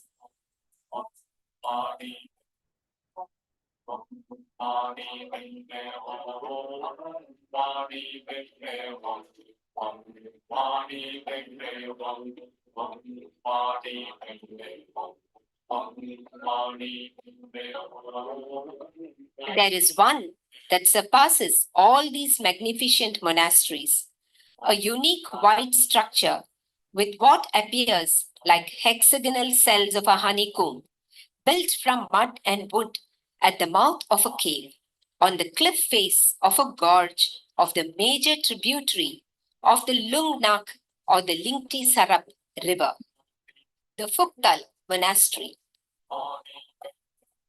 An ancient edifice, it is a place of retreat and meditation, learning and teaching.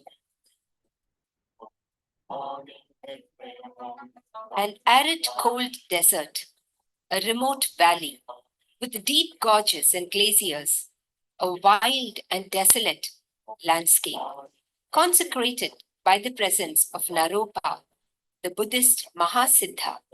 It is a Shangri-La where the simple but hardy mountain folk live together in peace and amity.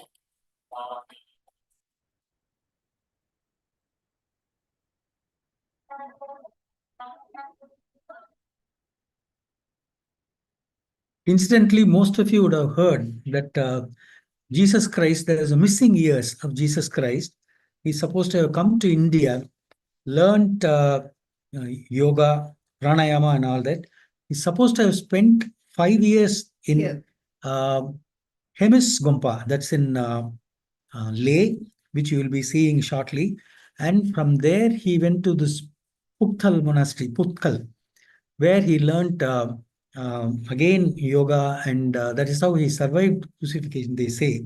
And a lot of monks from Vatican, they come and do a lot of research here with many Hungarian scholars and all that. Anyway, that's apart from this.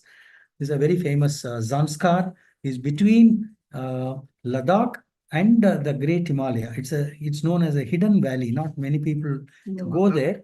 But now, the government of India is making a lot of roads inland now because of the Chinese aggression. Roads are being formed now. Yeah, Next, Ramanan, you can talk about Ladakh. Yeah. Yeah. Ladakh is the next valley. After the leeward side is Sikkim, Kumaon and all that. The next, once you cross the Himalaya, then you hit on the Zanskar. And once you cross Zanskar, there are many high passes. Then you come to Ladakh range. And when you cross Ladakh range through many, Ladakh, La means pass. Dak means land of passes. So there are many passes. Once you cross the Ladakh, then you reach the Siachen Glacier, then you reach Kardungla and all these places. And ultimately, finally, you will reach Kailash. Kailash is the last. After that, it's all China, the Kunlun. Now we will see Ladakh, the land of passes. High passes.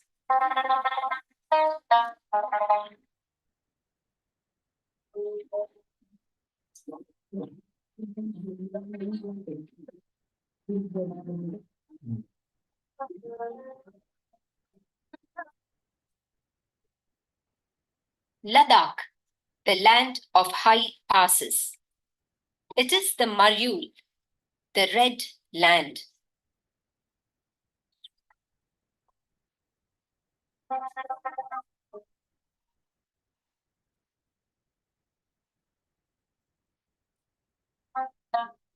Ladakh is the land of alluring lakes, magical monasteries,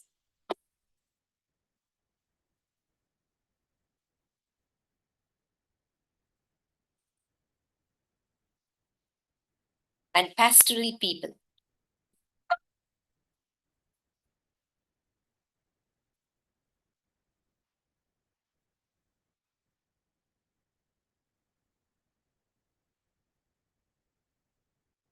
A part of the Trans-Himalayan range, it is in the northernmost area in our country.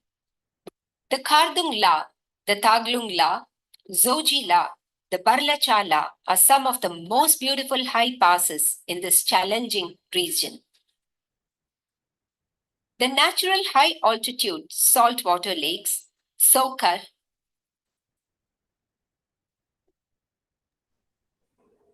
Somorari, and Pangong So are a typical feature of Ladakh and lie in the sweeping valleys of Rukshu and the Changtang plains.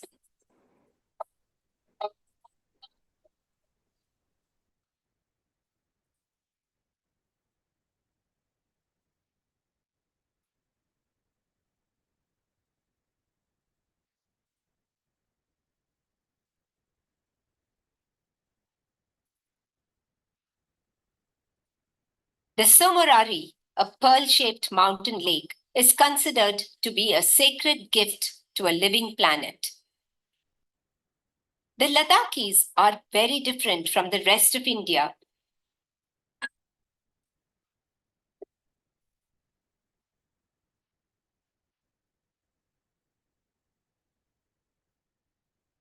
And their culture is as rich and colorful as their appearance.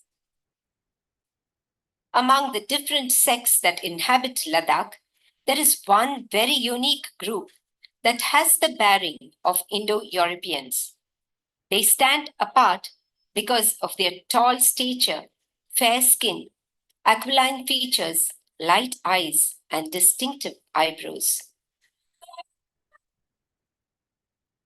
When Alexander the Great, when he left India, many of his soldiers, they stayed back in India.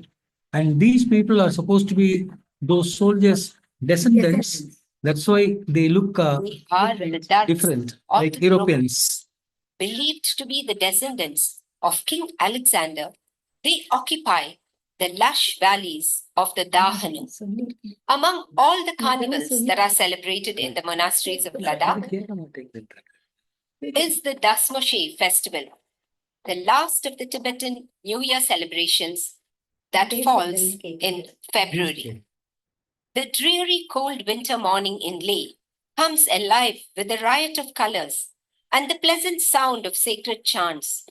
Attired in their best Ladakhi traditional costume, thousands of people from the nearby valleys of Leh in the Trans-Himalaya gather together to witness the extirpation of evil and the establishment of good.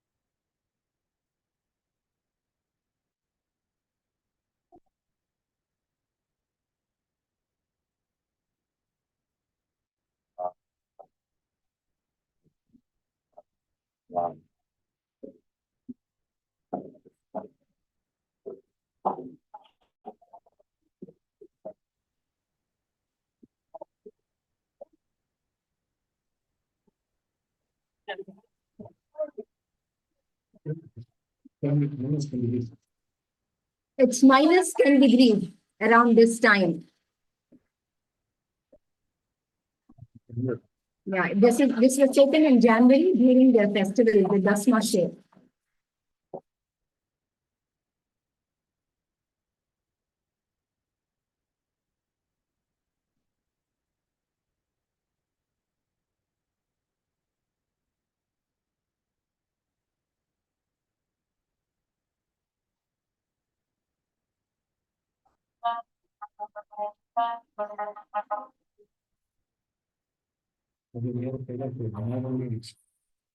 അടുത്തത് Kailash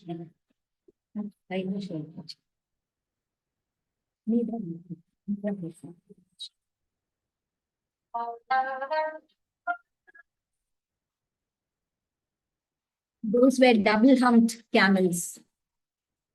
Twins. Bacteria. Yes.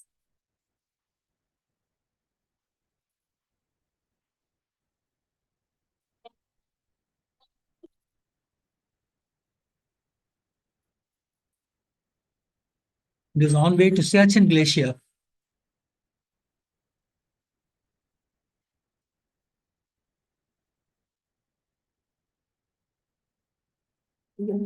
It's Himalayan wolf, Shanku. It is the Maryul, the valley reflecting the inflamed tinge of the surrounding soil and the ruddy mountains. The stronghold of Buddhism, the land is charged with the waves of the profound mantra, Om Mani Padme Hum, emanating from and radiating across the vales and dales from the multiple money stones stacked on the money walls. The land of high passes, they carry our prayers, Kiki Soso Leher Gyalu, across valleys, canyons, and mountain peaks to the gods in heaven.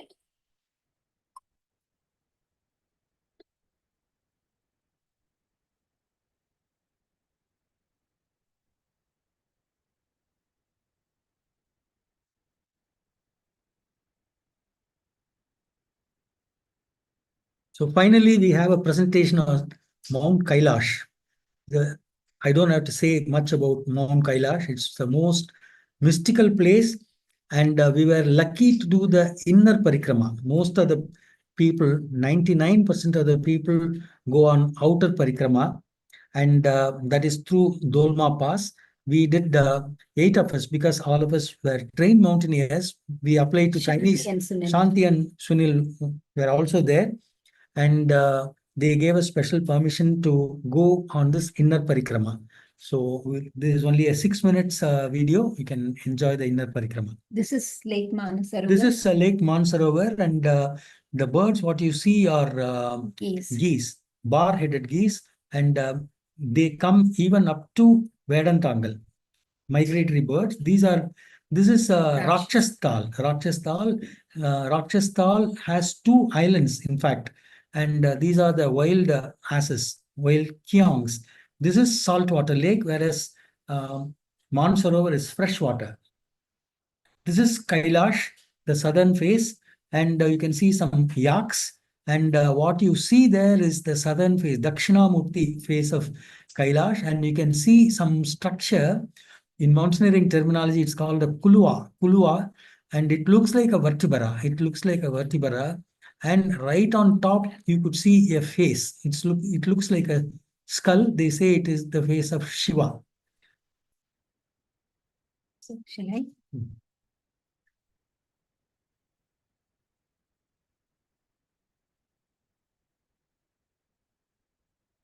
Kailash, the 6,714-meter high, snow-covered sacred mountain in the Nagari district of Western Tibet, is a high plateau revered by the Buddhists, Jains, Hindus, and Tibetans as the axis mundi that runs centrally through the various planes of creation.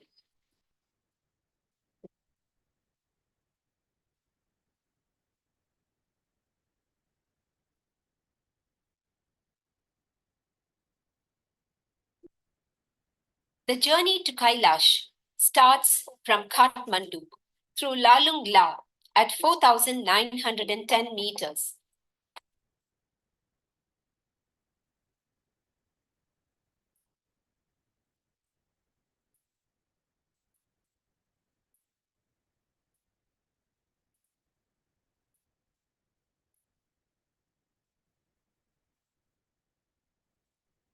The Drongpa Gompa, the monastery of 7 has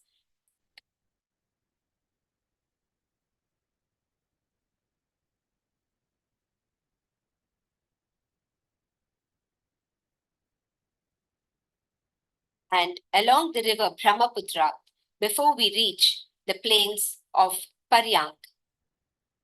The lake Manasarovar is venerated by all as it took birth in the mind of the creator Brahma.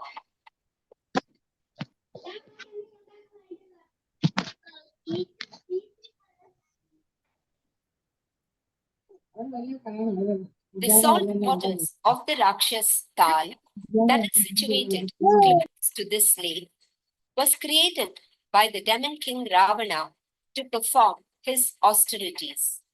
The Manasarovar represents the sun and is round in shape.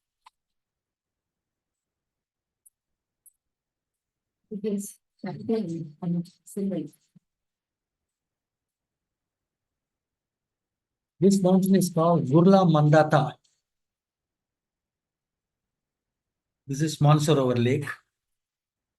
Rakshas Tal is crescent shaped and is regarded as the moon. They are both connected by the Ganga Chu. The Kiangs or wild asses, native to the Tibetan plateau, herd together, grazing on the plains and the prairies, while the woolly hare hop around. There are plenty of migratory birds around the Manasarovar lake, the bar-headed geese, seagulls, and black-necked cranes.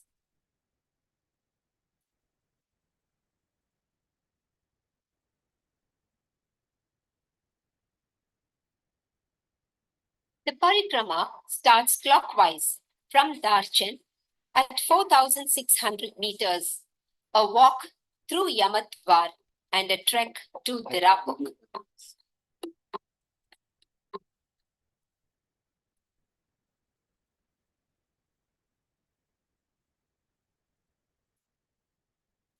A 2-hour walk up the glacier leads to a point from where the north face of the mountain is visible.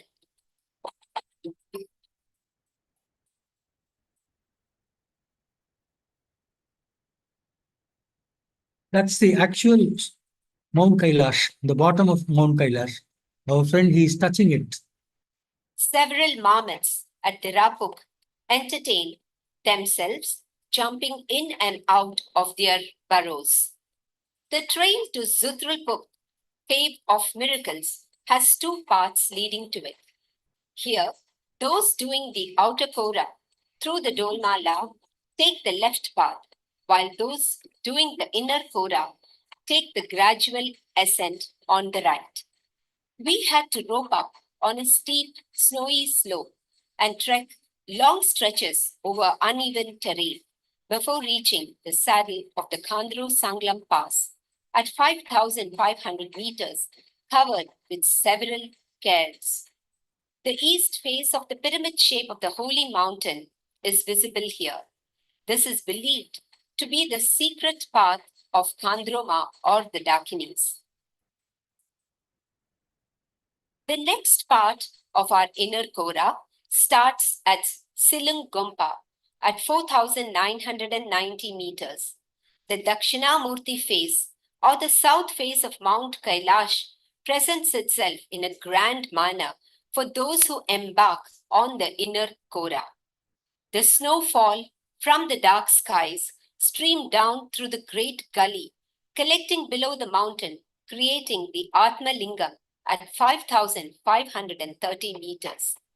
It appears as if the elements of nature are all uniting together to form the Linga, the sacred symbol of Lord Shiva.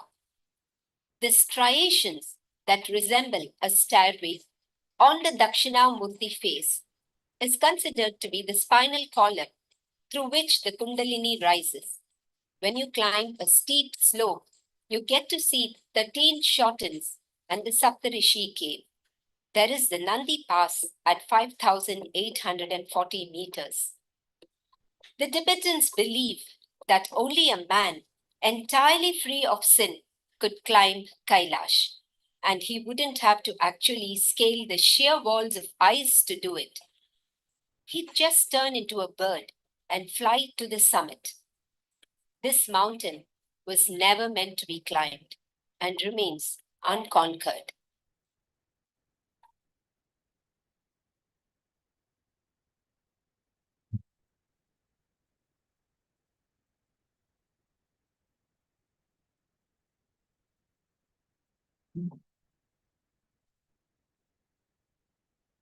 Yes.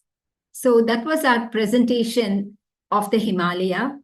So these mountain ranges, as we mentioned earlier, are a rich reservoir of biodiverse life forms, housing one of the 35 biodiverse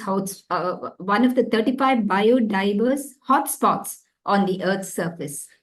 It's our responsibility to preserve and protect them from the unreasonable influx of human and vehicular movement that has caused great damage to the forests.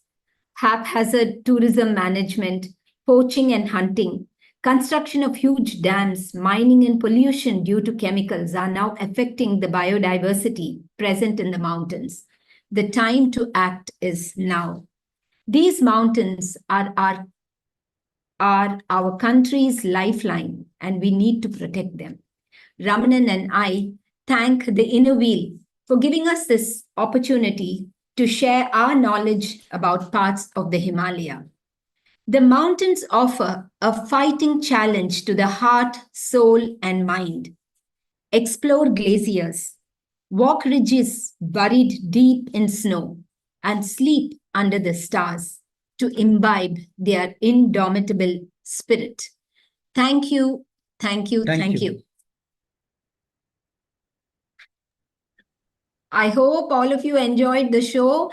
I don't know what glitches were there, but this is what I mean. This is the minor minuses of Zoom, and the major plus is all of us are together here, and we're able to show you at least something. So if there were any shortcomings, kindly pardon us, excuse us. Thank you. Thank you. Thank you so much, Ramanan and Vrinda. It was really amazing. And the expression wonderstruck is the photographs and the commentaries and the areas where you have gone and brought it into the small screen for us. Thank you so much. So thanks to the technology also. The photographs, the glitches were not seen at all. The photographs outruled it. And shall we go to the question sessions? There are two have posted their questions. The others can also do so. Or if you would like to share your experience in this virtual visit, you can raise your hand and I will unmute you. So the first question, Cinda. Cinda, you can unmute yourself and you can ask the question. Cinda, are you there? Yeah. Hi, good evening. That was indeed a great virtual tour. We were indeed lucky to have been a part of this. Thank you so much. One question I had asked was the monastery which you showed us, is anybody living over there now? Yeah, they're all monks are living there, and every day they have prayers, every day they have rituals. In fact, Shanti's husband, Dr. Sunil, he wanted to spend 2 days with the monks, and we got special permission. This was in in Spiti. In Spiti, yes. So we got him special permission, and he spent 2 nights with the monks. Yeah, eating their food, Eating their living their life. Yeah. That's wonderful. They're Thank all you. vibrant. All those monasteries are vibrant, and there are so many young monks, boy monks. They're Child ones, children also. and there are also gifted monks. They are reincarnation of previous monks. Those people, they are also there. So how many months of practice did you have before this? Pardon? Before the journey, how many months of practice did you have to have? See, it's not. This is a lifelong process, Yeah. because you have to keep yourself fit. So we keep going for walking, yoga, and all that. Life itself is a discipline. Yes, life itself is a discipline. So I think for the past, ever since when I started in college, ever since then, it has been part of my life, Every doing day. my exercise, going on walks, and same thing for Ramanan. Both of us, we do our yoga, we go on walks, and it's part of our life. So training doesn't just just be for 2 months or 3 months. But if you are fit, physically fit, with no ailments like heart problems or anything, if you are fit and if you can walk 10 kilometers to 15 kilometers in a day, not continuously, 15 kilometers in a day, from morning 8 o'clock to evening 4 o'clock, we'll cover 15 to 17 kilometers every day. If you can do that, you can all join. Do you have any problem with oxygen, like breathing problem? See, generally, the high altitude starts from 10,000 feet. So once you reach 10,000 feet, then you have to go slowly, which is called the process of acclimatization. You'll have to get acclimatized to the high altitude. So we go in steps. We go to 10,000 feet, then spend a couple of days. Then we go to the next 2,000 feet, 12,000 feet, our next camp. She only will come directly on that line. Wait பண்ணலாம். Couple of days. Then from 12 to 14,000. நான் கீழ வந்து பாக்குறேன். நான் பாக்குறேன் இங்க ஏதாவது Excuse me, Dhanam. Dhanam, can you mute yourself? So you should not go from sea level to high altitude straight away. That will create a lot of high altitude edema. They are called pulmonary edema, mountain sickness. So you have to go stage by stage. By the time you reach the high altitude, your body also will get acclimatized, and you have to drink plenty of fluids. A lot of water you will have to take. And also, as a precautionary method, we take Dimox. There's a tablet called Dimox, which has no side effect. Every day you can take 1 Dimox in the night. So that will help you to get acclimatized quickly. I think Shanti lock பண்ணிட்டு I'll go. I think Shanti wants to say something. Yeah, awesome, Vrinda and Ramanan. It was really so nice. I felt as though you're going on the tour again. I knew. Taken us virtually through the Himalayas. Adi Kailash is still pending. Yes, we'll be there soon for the next trek. Yes, I think I don't know if any of you had seen. There was this. We call Shanti and Sunil the rainbow couple, because on the Manasarovar both of them would practice their Tai Chi and all, and there is a picture of them practicing. Yes, with the rainbow. Quickly. Yeah, it went off quickly. So there is a picture of them also there. It was so nice, Vrinda, going through it Thank again. you. Yeah. Thank you. Thanks a lot. Yeah. Yes. The second question. Yeah. Can I just pose the second question? Yeah. Second question is from, the name is not there, but it is from the device Redmi Note 11. You can unmute yourself.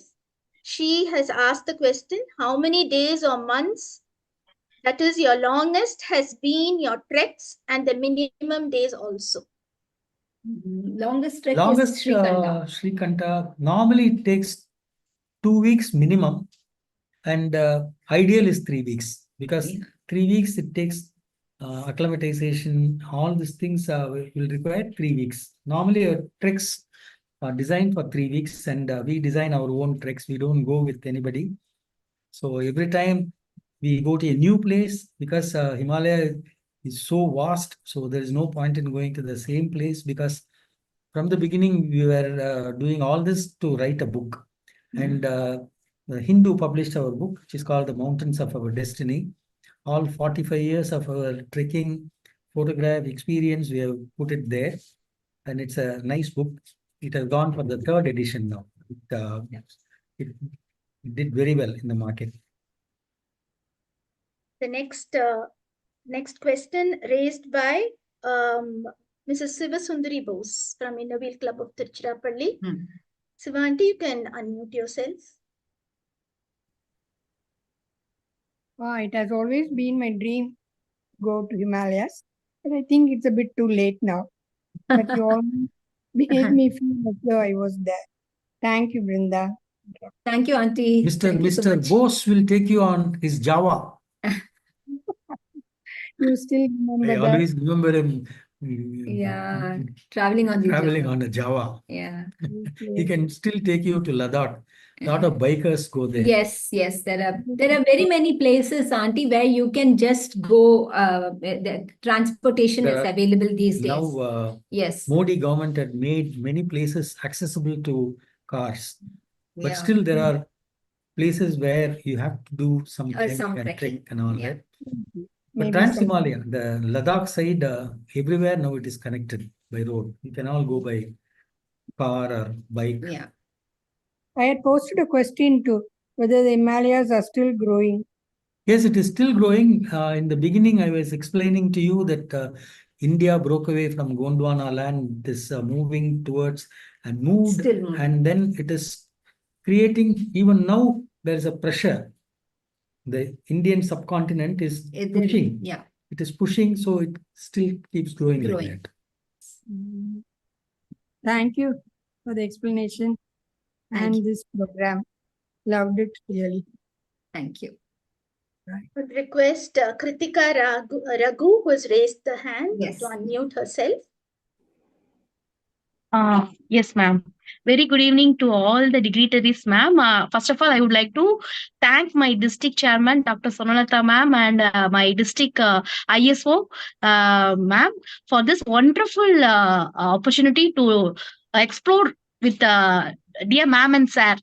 The Himalayas is a wonderful spiritual eternity place to. Actually, ma'am, I would like to share that my mother-in-law and my mother-in-law sisters were practicing, and they are going frequently for Badrinath, Kedarinath, and Mount Abu to see. I'm actually now I realize how they feel in front of that spiritualities. Yeah. They were, as you said, they are very disciplined in their yoga, meditation, walking, dhyanas, and they are into the Varha Varamudan group, and we are being Sadgurus. We are being disciplined by our Sadguru, TKS Ayya. So we are thanked to this opportunity to explore this, ma'am. Once again, thank you so much to share my experience, ma'am. Thank you. You're most welcome. That was Kritika Raju, trying to pin her. Yeah, thank you, ma'am. I would like, I request PDC Lakshmi Periyannan, my mother, to unmute herself. I'm already unmuted, Ramana and Ramanan and Vrinda. We've had such a beautiful armchair travelogue, and in such an easy manner. It was a breathtaking journey. And I'm really tongue-tied with appreciation for both of you for not only experiencing the journey, but also bringing it to all of us in such a nutshell and easy manner. And I think I'll take back the Sanjeevi flower as a great memory for today's. Yes. Yeah. Thank you so much. We would never have been able to see it unless you had shown it to us. Yes. Thank you. Thank you so much. Thank you. Next, I would request Durga to unmute herself. Her question is, when is your next trek? Happy evening, ma'am. Happy evening, sir. Yeah. It's very nice to come back and very nice to hear about Himalayas. So many things. Yes. It goes again. It comes into our mind, all the pictures. So very happy. And when is your next trek, sir? Next trek, in fact, last 1 or 2 years, we are busy with our next book, that is Evolution of Temple Architecture in Tamil Nadu. So we are almost nearing completion. So this year, in fact, next month, we are going to Vietnam to cover some of the temples there. Once our work on evolution of temple architecture is Probably over, next year we are planning for a trek to Adi Kailash. Adi Kailash, the place, it's there in the news for the last almost 6 months. Because Yes, sir. government of India had laid a road, and you can go to Adi Kailash in 2 days. Previously, you'll have to trek 15 days to reach Adi Kailash and Om Parbat. Now they made a road, so everybody can go there if you are physically fit, because it's very high. The Adi Kailash Parbat is almost, you'll have to reach 18,000 feet. So this is, we are planning next year. So keep in touch. We'll inform you. Definitely, sir. Definitely, There's sir. not much of trekking is involved, but it will be mostly G. Okay. Because they have already made a road there, and it will be a nice introduction. Not much of too much of trekking, but you will see the beautiful Adi Kailash range, and you will see also the most wonderful Om Parbat. You will see Om written on the Parbat itself. It's a Okay. vision. Oh, okay. We're waiting forward, sir. God's grace, we should all make it. Thank you, Yeah, sir. we should be able to Thank Keep go. in touch with Yes. Veena or Definitely. somebody.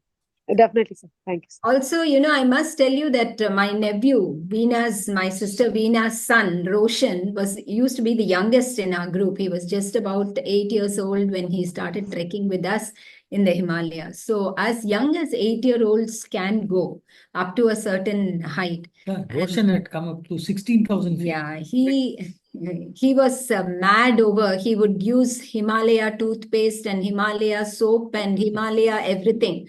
So he was that mad over the Himalayas. So he was Shanti's best friend, by the way. So we would, it brings back, it stirs up memories when I see all of them. Yeah. The next question, I think this will be the last question. From Swapna, Innovate Club of Golden Aranmula. Is Swapna here? Swapna, you can unmute yourself.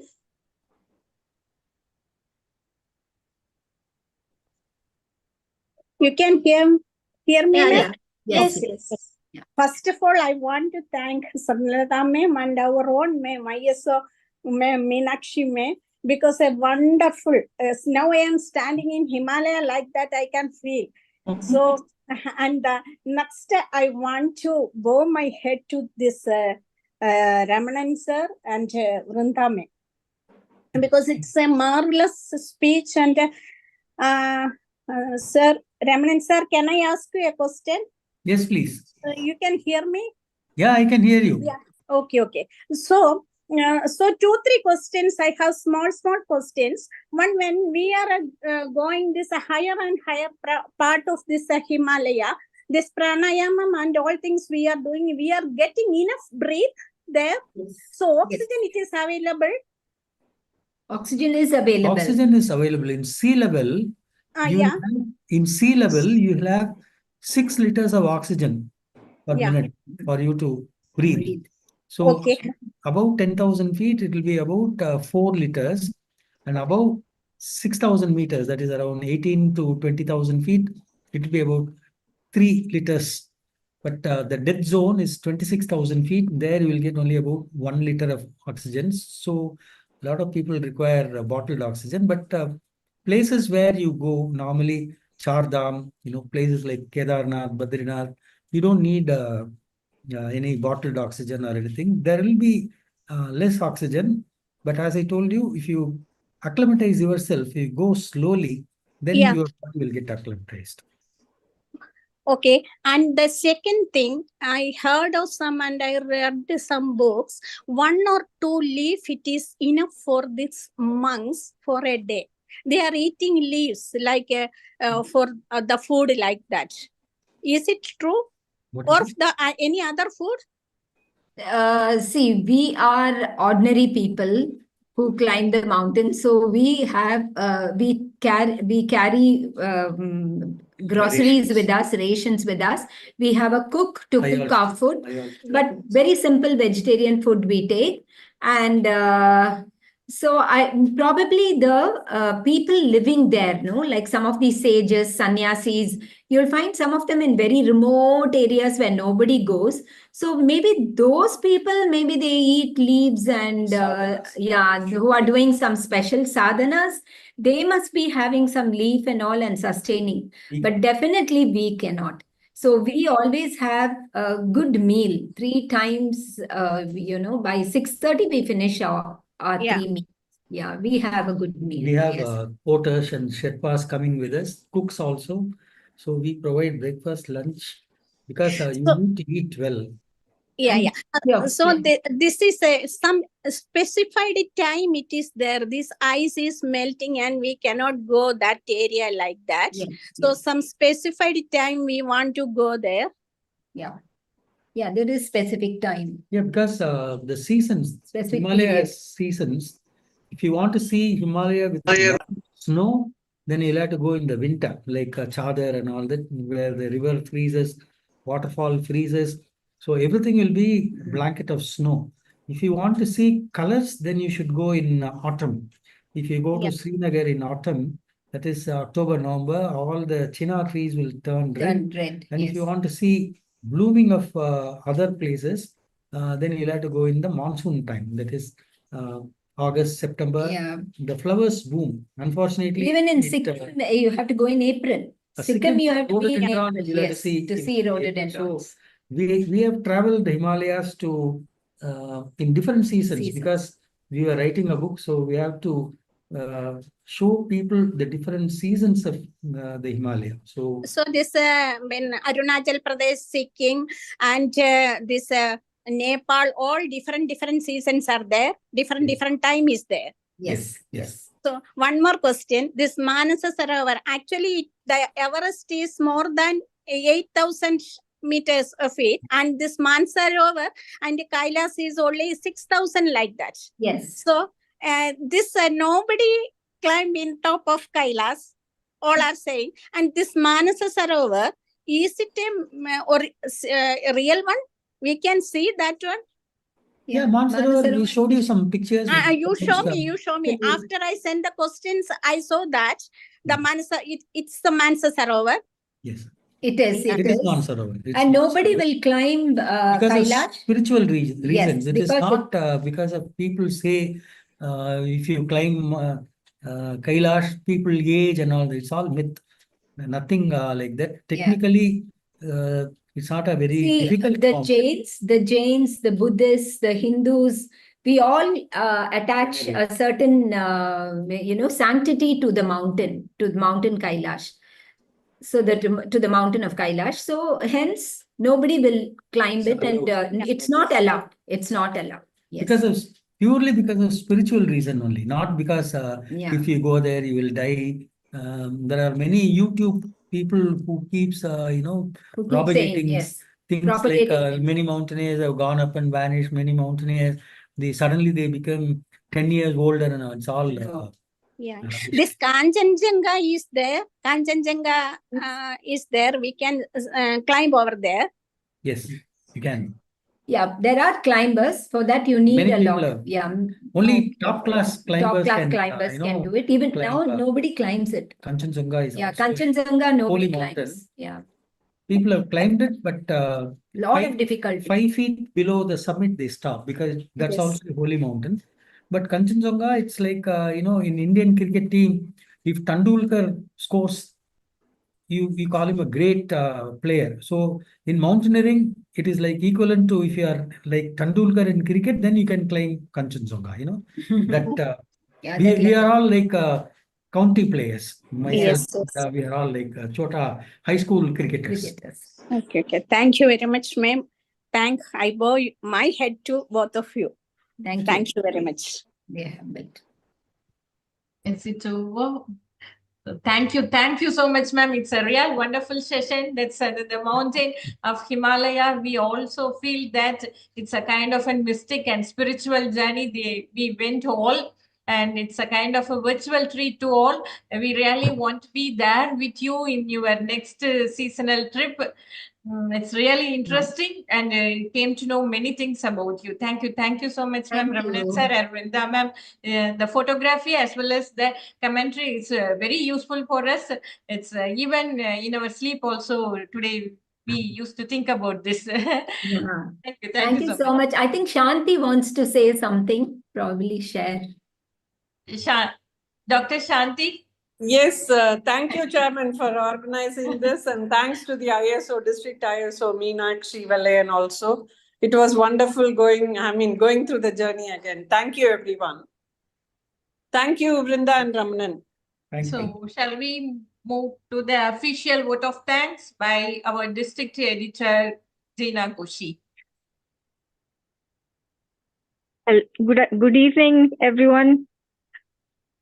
First of all, I really need to thank our district chairman, Dr. Swarnalata, and our district ISO, Meenakshi, for this wonderful session on Himalayas.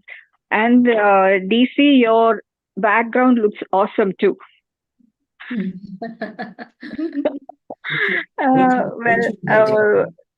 After that, I really need to, I would like to thank Vrinda ma'am and Ramanan sir for taking us on a wonderful virtual tour.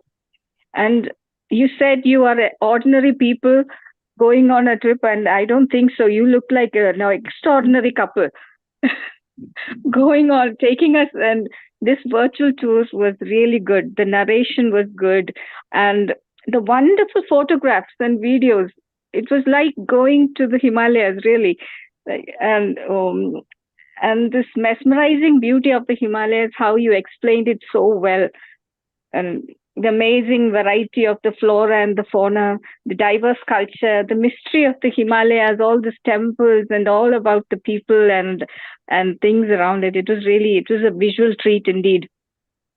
And thank you for taking us all of us. And I agree, I think all of you hearing will agree with me that it was really a good experience, a wonderful experience. It was. And I would like to also thank the past International Inner Board Director Vimalanti, past association presidents, the PDCs, ISOs from other districts, the past national editor Sonal, and the presidents and members of our clubs, all of you who attended, who found time to attend this session. Thank you once again. Thank you for your time, and thank you once again, Vrinda ma'am and Ramanan sir. Thank you so much. There was one more question from Niveda of Inner Wheel Club of Theni. Yeah. She wanted to know the name of the book. It's called The Mountains of Our Destiny, an expedition to the Indian Himalaya. Published by the Hindu. So you can always get it from the Hindu. I'll just see if the book is here. If it's here, then I can show you. But there is a copy. So this is the copy.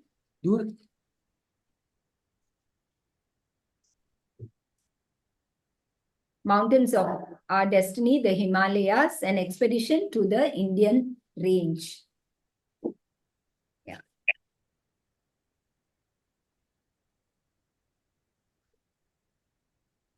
Okay. I think that's all the questions. Thank you so much. Thank you. Swarna, the national anthem. Thank you so much, ma'am. Stand up. Stand up.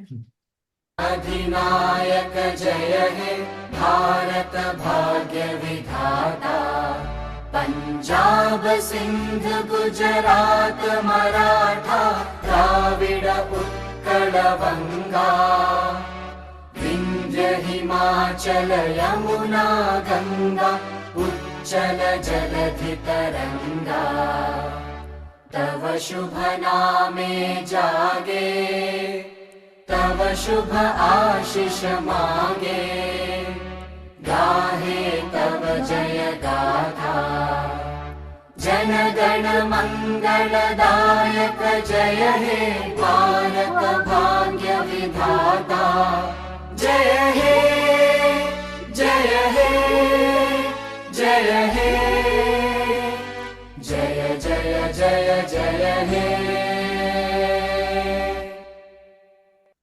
நீங்கள்